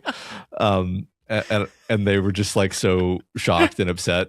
And at the time I was like, what? Like, is that is it fair to confront like a low-level employee of a company that is just trying to inject as much Cool Ranch Dorito flavor into a Cool Ranch Dorito as they possibly can? Like I don't know, man. I think that's one of the things that the show wrestles with but can't fully conclude on, because I don't think there's an easy answer there, right? Is like in this system, in this world that we've built. I mean, like that's the thing, is we don't have a Verna that is in our world that is granting people immunity, that is granting people great power, and then that is karmically delivering poetic justice to them at the end of the world, right? Like we don't have that. The moment that Verna says, when she says what's going to happen to Fortunato, that they'll pay like $4 million in fines and dissolve, and that's it.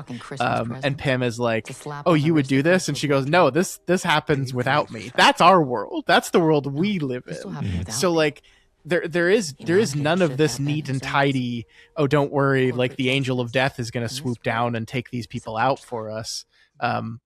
That's not how any of this works. So yeah, I mean, the show wrestles with this idea of like, how does, I mean, it's like the old, like, how do you ethically live? How do you ethically consume in a world like this? You know, like there's no easy answer to that.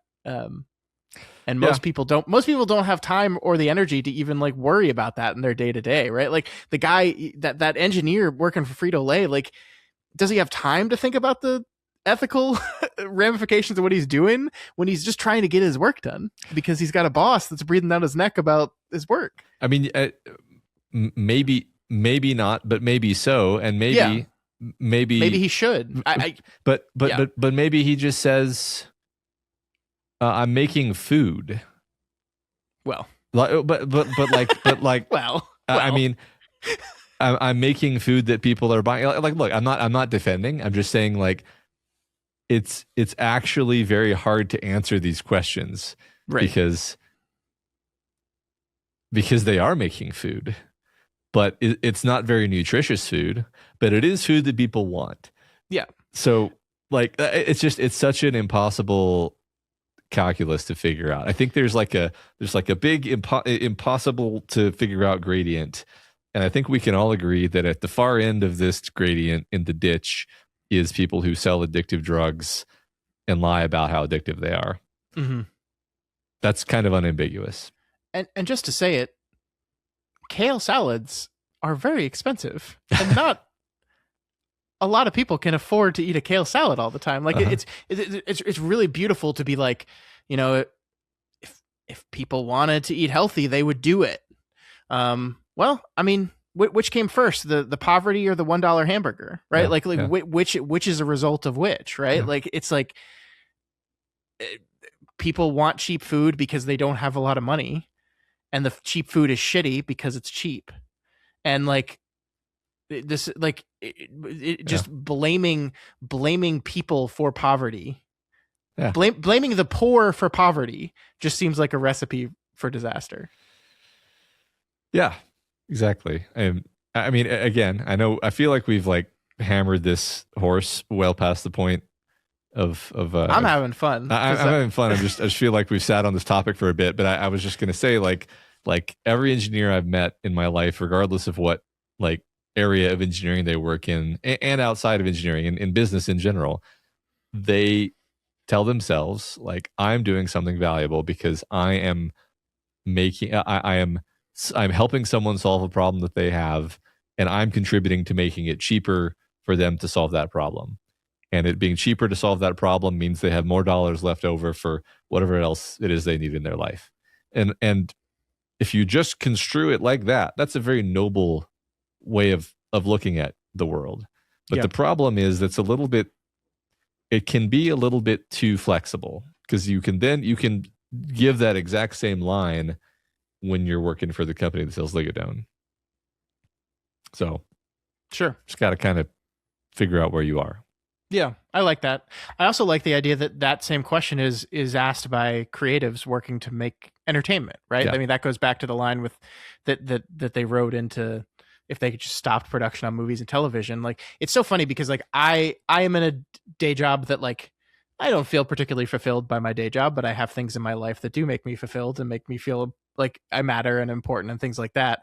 And it's so funny to me that I look at people making great art like this stuff, and I'm like, man, they must wake up every morning and be like I'm fucking doing it, like I'm making art. But those people probably still have moments when they're looking at the suffering in the world and reading the news and seeing what's happening, and it's like, I'm taking all this money, what am I doing with it? I'm just making a TV show, right? And like I totally understand that. Mm-hmm. That like this really fascinating push and pull that each individual human being has to wrestle with, no matter what they do in their lives. Yeah, but I think I agree with you. In conclusion, Madeline Usher sucks. Yeah, we can agree.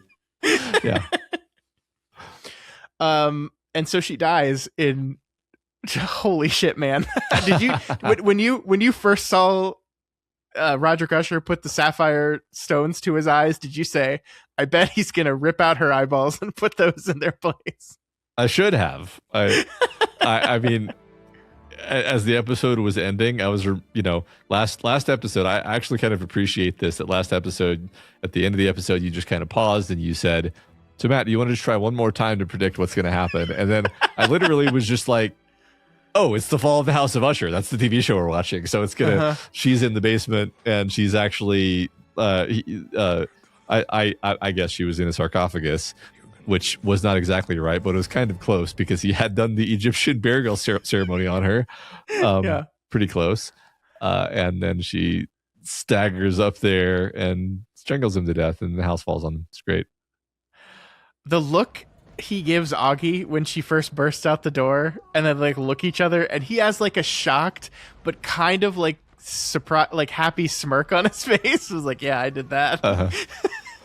Yeah, No, I love how deranged he becomes, and I think my favorite like delightful moment of the show is Are you sure she was Augie hearing the noises and goes, you know, are you sure she was dead? And he goes, maybe not.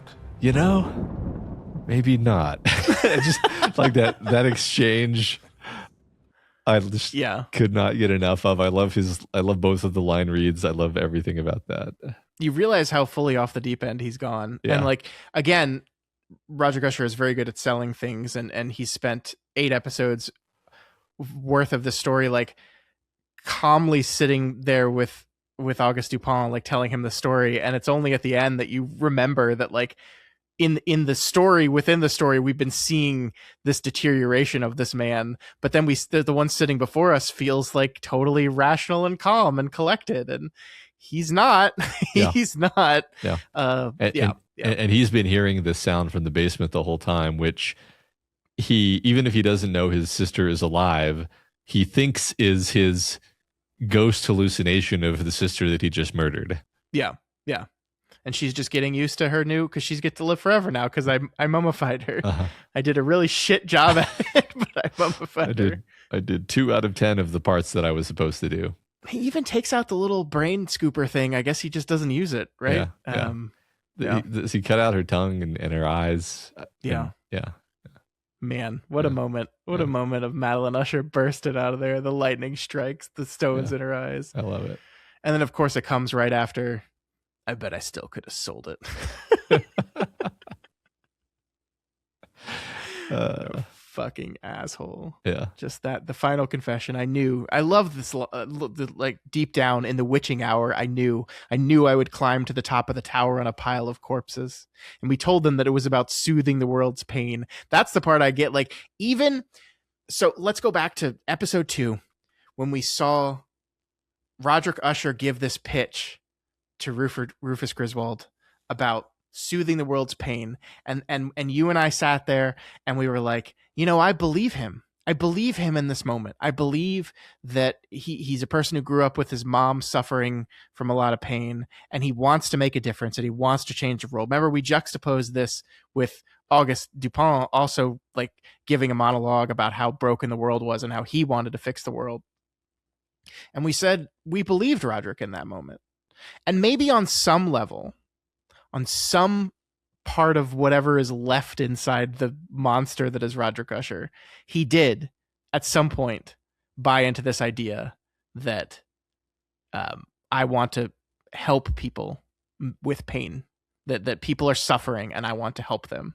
But looking back at how the show ends and everything we know about Roderick, like he was just doing salesmanship. He was just doing the thing that he said with the lemon speech. He was just spinning. Mm-hmm. And this great speech about easing the world's pain is a great way in. And that's all it ever was. Yeah. Because he sucks. Yeah. It's great. So the very end of the show, Matt, Verna reading the poem "Spirits of the Dead" by Edgar Allan Poe. Once again, this is the full poem, by the way. Like throughout the rest of the show, when we read poetry, we're like usually doing abridged. We're cutting out some stanzas. This, like, Mike Flanagan got them the full poem during this ending. It's a wonderful poem. It perfectly fits the tone. And then we see her leave little trinkets on each and every one of the graves. And I just want to say, everyone out there, live your life so that the trinket that is left on your grave is not a cell phone or cocaine. Or a little cat collar. Yeah. Or, I mean, gold bug's okay. Yeah, gold bug's okay. Yeah. I don't know if you noticed it, but like the way, like, there's some ones that she places very gingerly and with purpose, and when she gets to Frederick's, she just kind of throws the baggie of cocaine. She's like, fuck you. Yeah.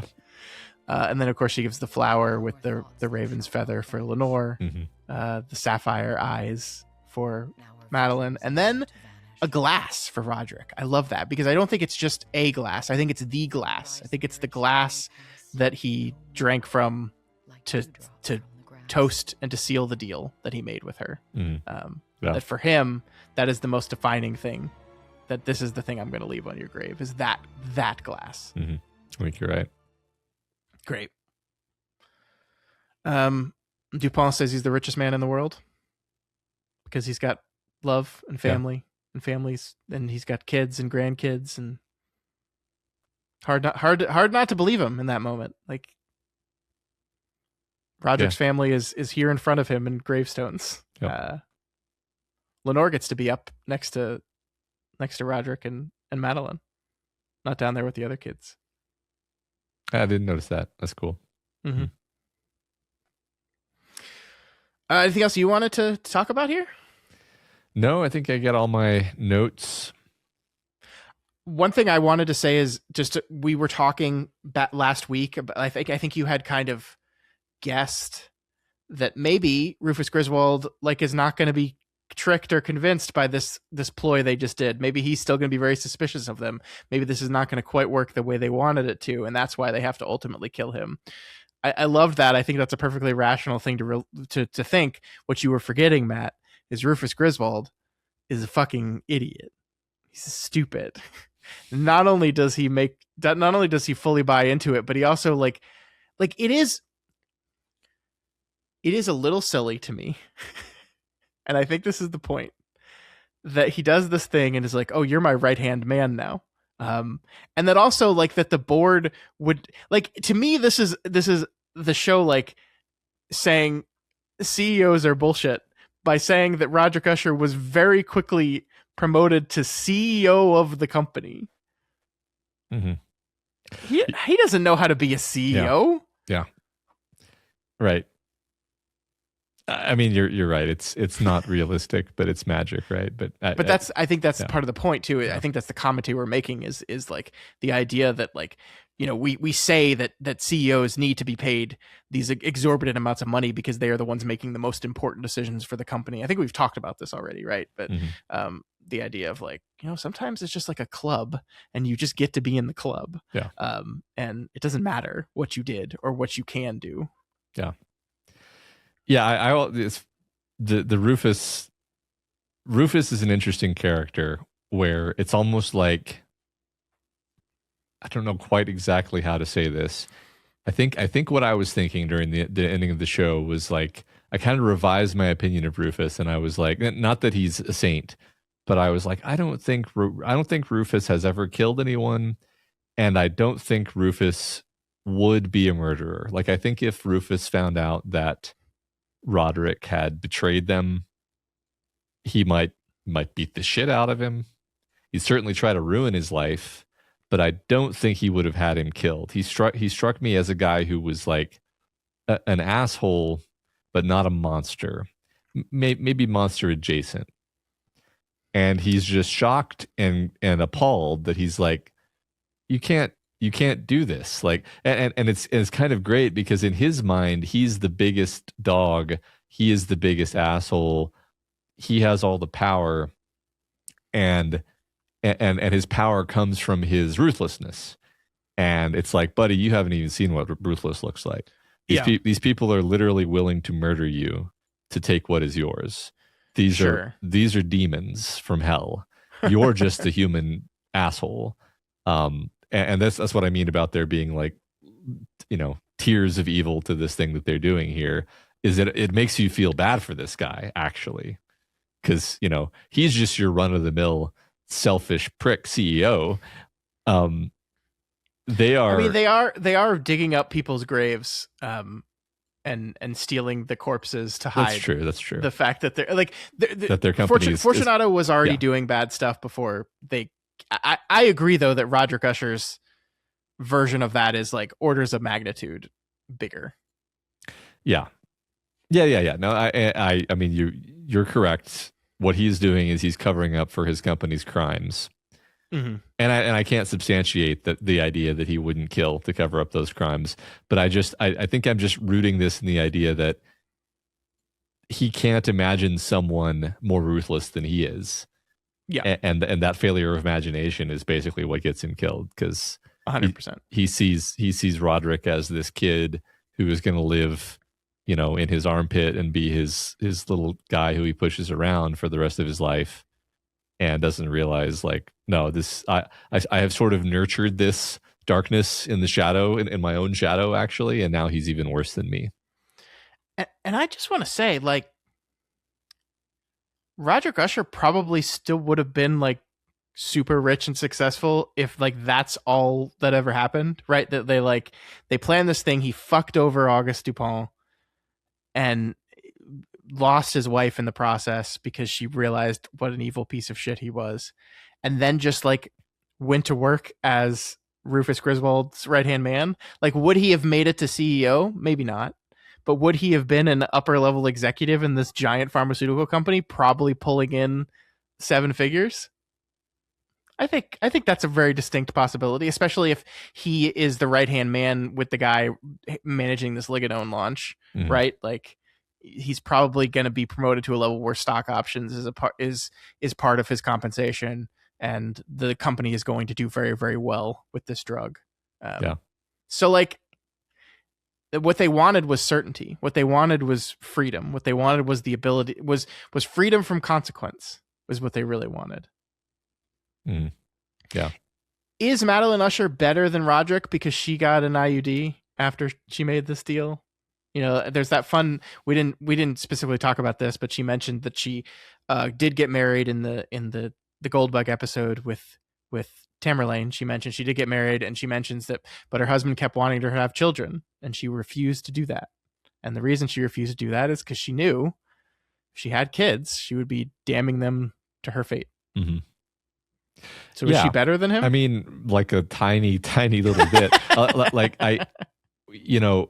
I'm actually, you're just causing me to remember that she had that little pep talk with Tammy, and kind of reminds you, like, she also has a relationship with all these kids. And this is kind of a sad and tragic thing, you know, to the extent that she has any kind of a heart at all. It's like, well, you're right. She intentionally didn't have kids because she didn't want to inflict that on them. But then all of these kids exist now, and she knows what their fate is going to be deep down. On some level, she does. And she's still, you know, I'm not saying she's a wonderful auntie to them, but she's kind of slightly trying, at least. Like, she is there. She is the only, you know, she's there and Roderick's not when Tammy has her launch. Although, you know, okay, that's because it's going to reflect well on the company, right? So I don't know. It's very hard for me to give any credit to Madeline, honestly. I don't want to give any credit to her either. And I think the thing that I like, she probably also is like aware that they've damned these children to a life that will end prematurely. And so it complicates her relationship with them in the same way it complicates Roderick's. I mean, just to say it again, we said it last week, supposing that this was the deal. Now that we know this is the deal, continuing to have sex with women and getting them pregnant when you know that this is what you've agreed to is a horrible thing to do. Like, objectively a horrible thing to do. And he shrugs it off as just, you know, I am who I am. It's like, just put a fucking condom on. Yeah. Like, get a vasectomy. Get a vasectomy. Like, what the fuck are you doing? He can't. He won't. Because he's a monster. Yeah. Just the one last thing I was going to say is, like, in their little agreement session, they're like, you know, 50 years of wonderful life, isn't that? But it's like, one of his children is like 20. Yeah. Mm-hmm. And his grandchild is a teenager. So it was just diluting. It was just a complete failure to actually think it through. Yeah. Yeah. Any parent who makes that deal is a monster, I think. Mm-hmm. Like, yeah. It's monstrous to make that deal and then have children. It is orders of magnitude more monstrous to make that deal when you already have children. Right. Yeah, I that's a good detail to remind us of, that he knowingly sacrificed the 2 children he had, and then he went off and had a bunch more. Yeah. Ridiculous. Fucker. Yeah. I always wondered if there was like other ushers out there that he didn't even know about, and we, at the very end of the show, we were just going to get like a montage of just other young people just dying because they're bastards of Roderick Usher. Probably wouldn't work with the tone we're trying to end the show on, but you know, just imagine it in my head. Yeah, because certainly he's impregnated some other women that he just doesn't know about out there somewhere. Good, like, mid credits montage of just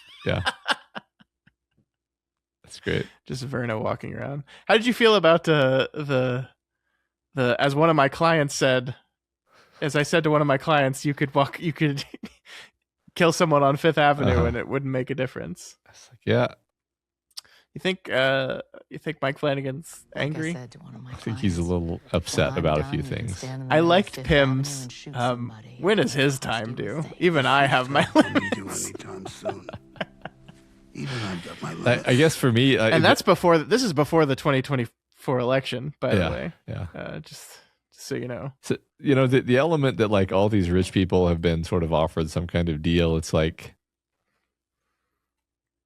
I'm probably overthinking this to some degree, but I'm like, well, they clearly weren't offered the deal of like your whole line will be extinguished. They were offered different deals. Yeah. That's fine. I guess I don't even have an end to that sentence. I'm just thinking like, I wonder what, you know, it gets your imagination going. You're just like, okay, well, what did they sacrifice? And I mean, it's kind of an interesting hook because it's like, well, they all seem really unhappy.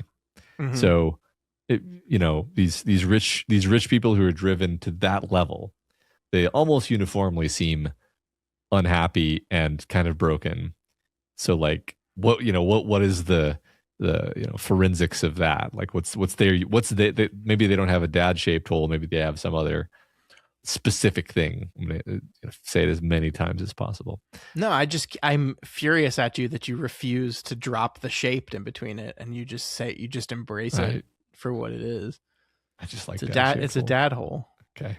Well, that could be your catchphrase. Here's what I know. More than anything in my life, Donald Trump has a really big dad hole, and Donald Trump's children have absolutely massive dad holes. Yeah.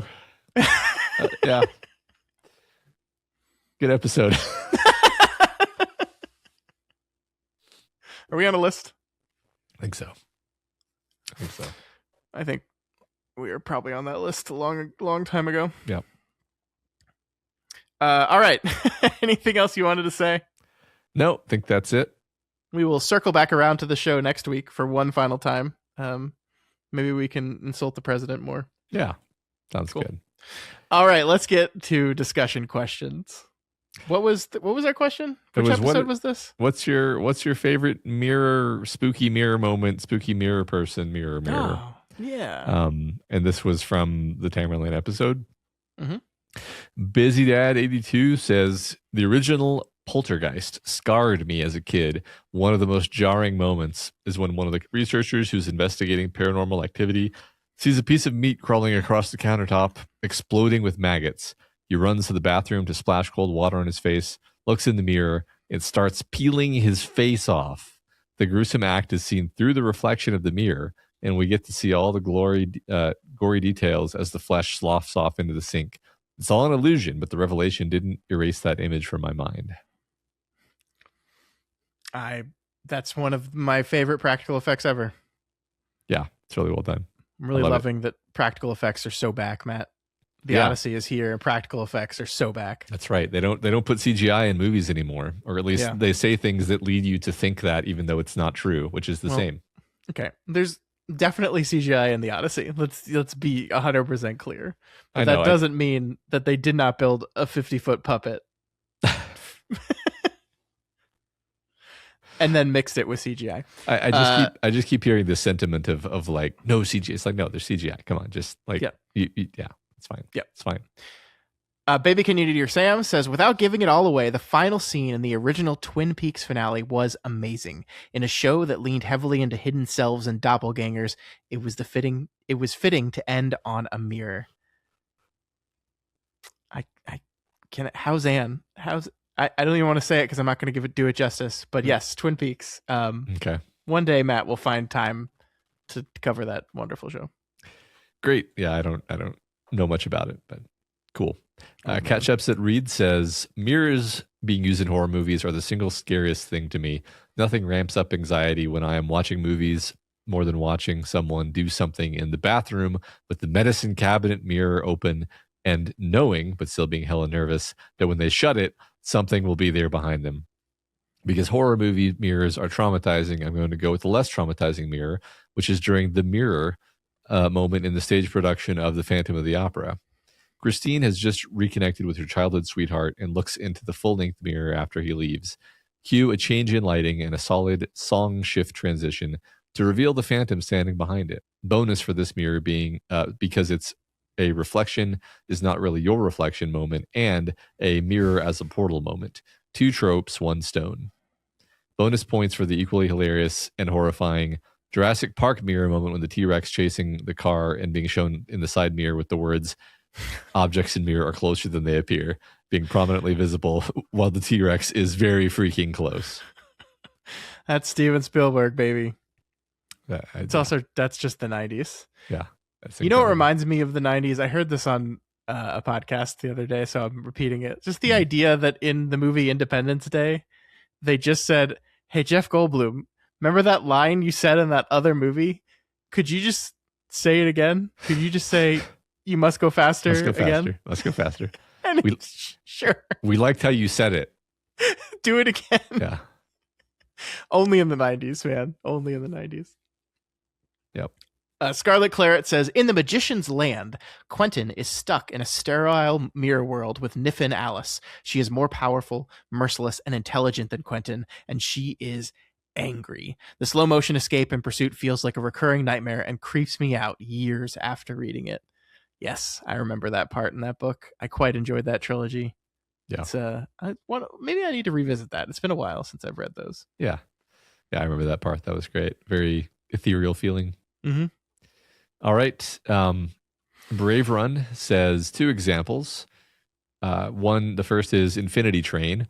The first season follows Tulip, a teenage girl struggling with her parents' recent divorce, who boards a mysterious train in the hopes that it will help her get to game development camp. But the train is magic, and each car is its own world. Eventually, she realizes that her reflection is behaving independently, and she ends up pulling her mirror version into the real world. Tulip's mirror version looks exactly the same, but in chrome. The 2 Tulips eventually go their separate ways, and the rest of season 1 follows Technicolor Tulip. In season 2, Mirror Tulip is the protagonist, and we follow her as she runs from the mirror police and comes to terms with what it means to have come from the image of someone else and finding the strength to rise above being a reflection. Wow. It's fucking mirror police, man. I've never heard any information about Infinity Train until now, and that's really interesting. Pab. I was trying to say all mirror police are bad. Oh, okay. It wasn't really working out. No, that's perfect, man. The second is a short story by China Mieville called The Tain, which takes place in a post-apocalyptic UK where monsters roam and the few remaining survivors are still trying to make sense of what happened. I don't want to spoil it more than I already have by presenting it as an answer to this week's question, but I highly recommend it to anyone who enjoys deep dives into surreal settings and sad characters. Cool. All right. Remaining answers from others. Thanks for your contributions, everyone. Pear Jane says Candyman, summoning via mirror. Height 98. Height 98. 0898. You're doing great, man. I figured it out.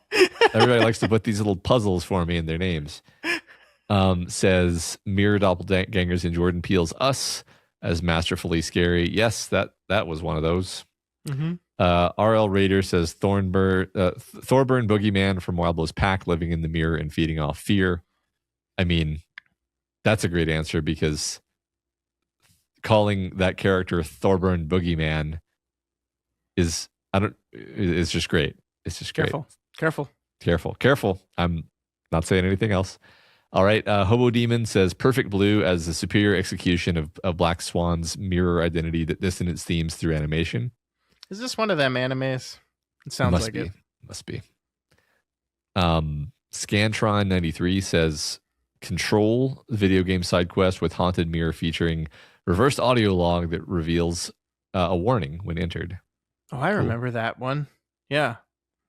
The game is called Control. It is, yes. Okay. It's a pretty good game. Cool. Drow Ranger 1919 says Red Rum in The Shining and the mirror in Oculus. Yep. 2 great mirrors. Sandy Bones says The Lasser Glass. tattoo owner. I think they're saying they have. Oh, they have the laser glass they tattoo. Have a laser glass. Okay, thank you. And also the mirror reveal in the Widow's Bay episode, Patricia's Cocktails. Oh my god. Yes. For once I have seen a TV show and I get the reference. Yes, great answer. Yay. Magic in 8 Ball 17 says the lighthouse scene in Annihilation with the reflection dancing. Yep. Great. Terrifying. Okay, Drama 6985 says American Werewolf in London, showing the dead mauled friend behind the protagonist in the mirror. Love it. And yeah, that's it. That's all of them, because I already read that one and it doubled up for some reason. I keep thinking about the scene in the movie Contact, which is not actually that creepy, but it's just a great mirror shot. It's just one of the wonderful how the fuck did they do that shots in the world. I've never actually looked into how they do that shot. I don't know. It's definitely not CGI though. Yeah. It's probably CGI. Okay. It's probably a little. I definitely thought that while watching the Cyclops scene in Odyssey though. I definitely asked myself several times, how the fuck did they do this? That's a good point. It's practical, man. It's just a 30-foot. If you want to listen to us talk about that movie, you can do so last week. That's right. We did that in the future. All right. Our final question. This is so we're going to be reading answers to this question, Matt, in 2 weeks from now, which means we will have left the Fall of the House of Usher behind. And that means we will have left Mike Flanagan, Netflix guy, behind. We'll be officially done, and I think we'll talk more about that next week. But as a question we wanted to pose to you folks, Mike Flanagan's time with the Netflix Corporation has come to an end, and we want to know, what is your favorite single moment of the Netflix partnership? It can be a whole show. It can be an episode of a show. It can be a scene of a show. It can be a character. It can be whatever you want. Mike Flanagan made, 5 television shows with Netflix? Yeah, 5 television shows with Netflix. I think they produced a few of his movies as well. Gerald's Game and Dr. Sleep was not. No, I think just Gerald's Game, actually. The point is, we got lots of time between Mike Flanagan and Netflix. They were instrumental to getting his career to where it is now. And let's honor the end of that by talking about our favorite moments from it. What do you think, Matt? Sounds good. I'm looking forward to that. I like this because it's going to be a nice callback over the whole show so far. And this is kind of like a midpoint where it's nice to pause and reflect. It's not really a midpoint. It's very rapidly approaching an end point.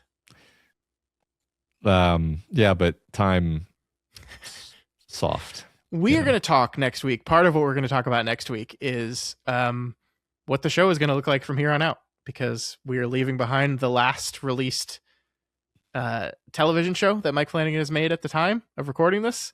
We've got one more movie that Mike Flanagan has created in between now and House of Usher, and then we're caught up. So we're going to talk about what we're going to do and how we're going to keep the show rolling. Because it turns out, for some weird reason, it takes him longer to make this stuff than it does to us talk about it, which really isn't fair, I think.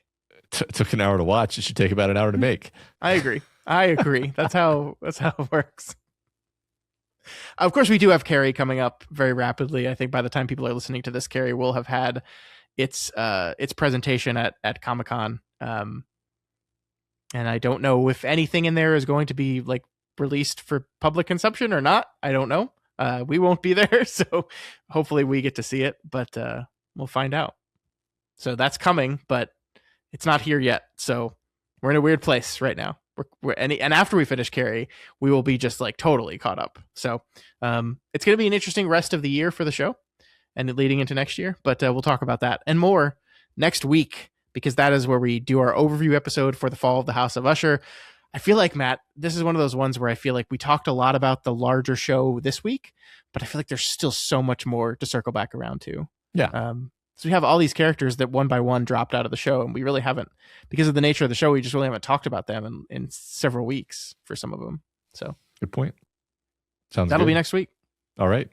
Remember, you can reach us via email at flanaganswakepod@gmail.com or over on X at flanaganswake19. The subreddit at reddit.com/r/doofmedia is the best place to answer that discussion question. Also, don't forget that every episode is up on YouTube and Spotify. And if you're watching on YouTube, please leave us a comment letting us know what you think. Do you think Elon Musk has a dad hole? Oh, for sure. A huge one. Yeah. If you want to fill your dad hole, you can head on over to doofmedia.myshopify.com and fill it with merch. Here is our wonderful lemon mug. This has #lemon, and the whole lemon monologue speech is written right here on this mug, and you can read it. I kind of want to bring this one to work because I feel like it'll get a lot of people looking at it and then reading the whole lemon speech and be like, why do you have this?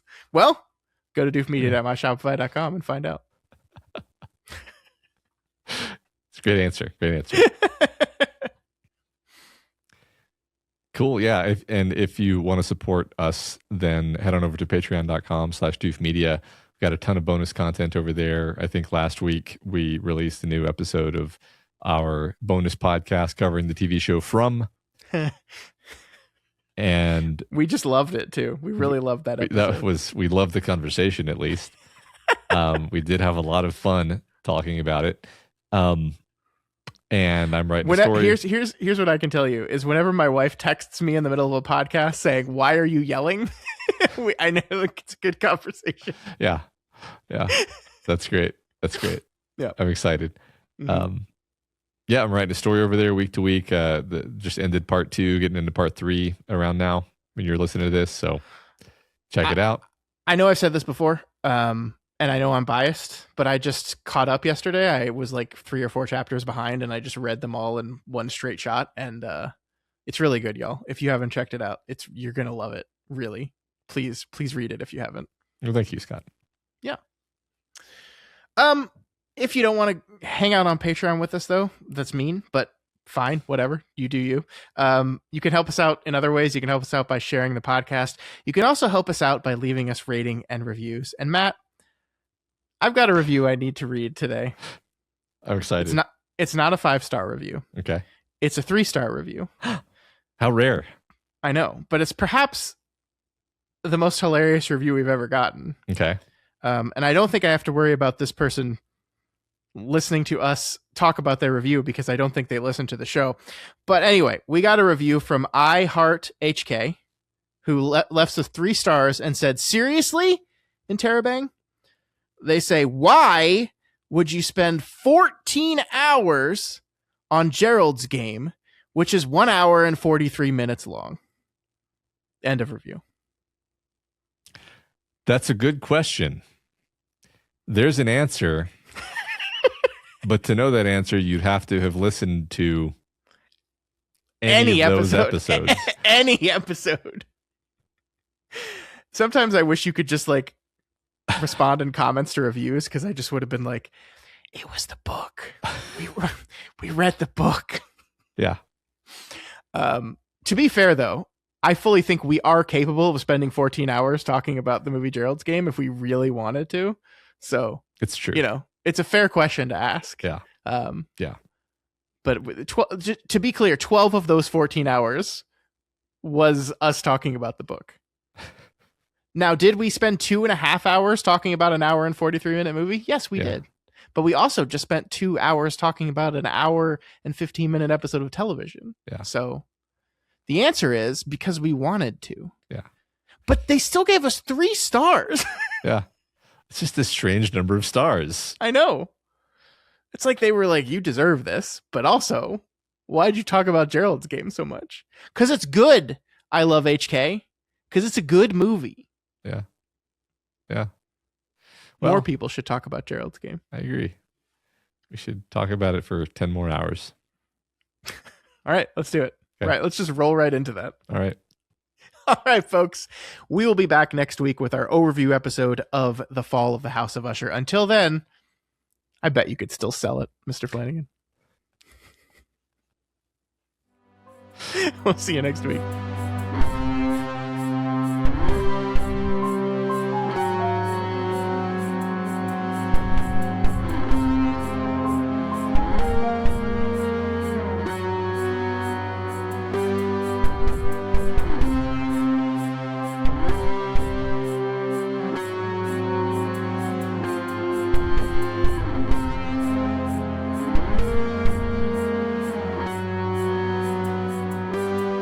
Bye.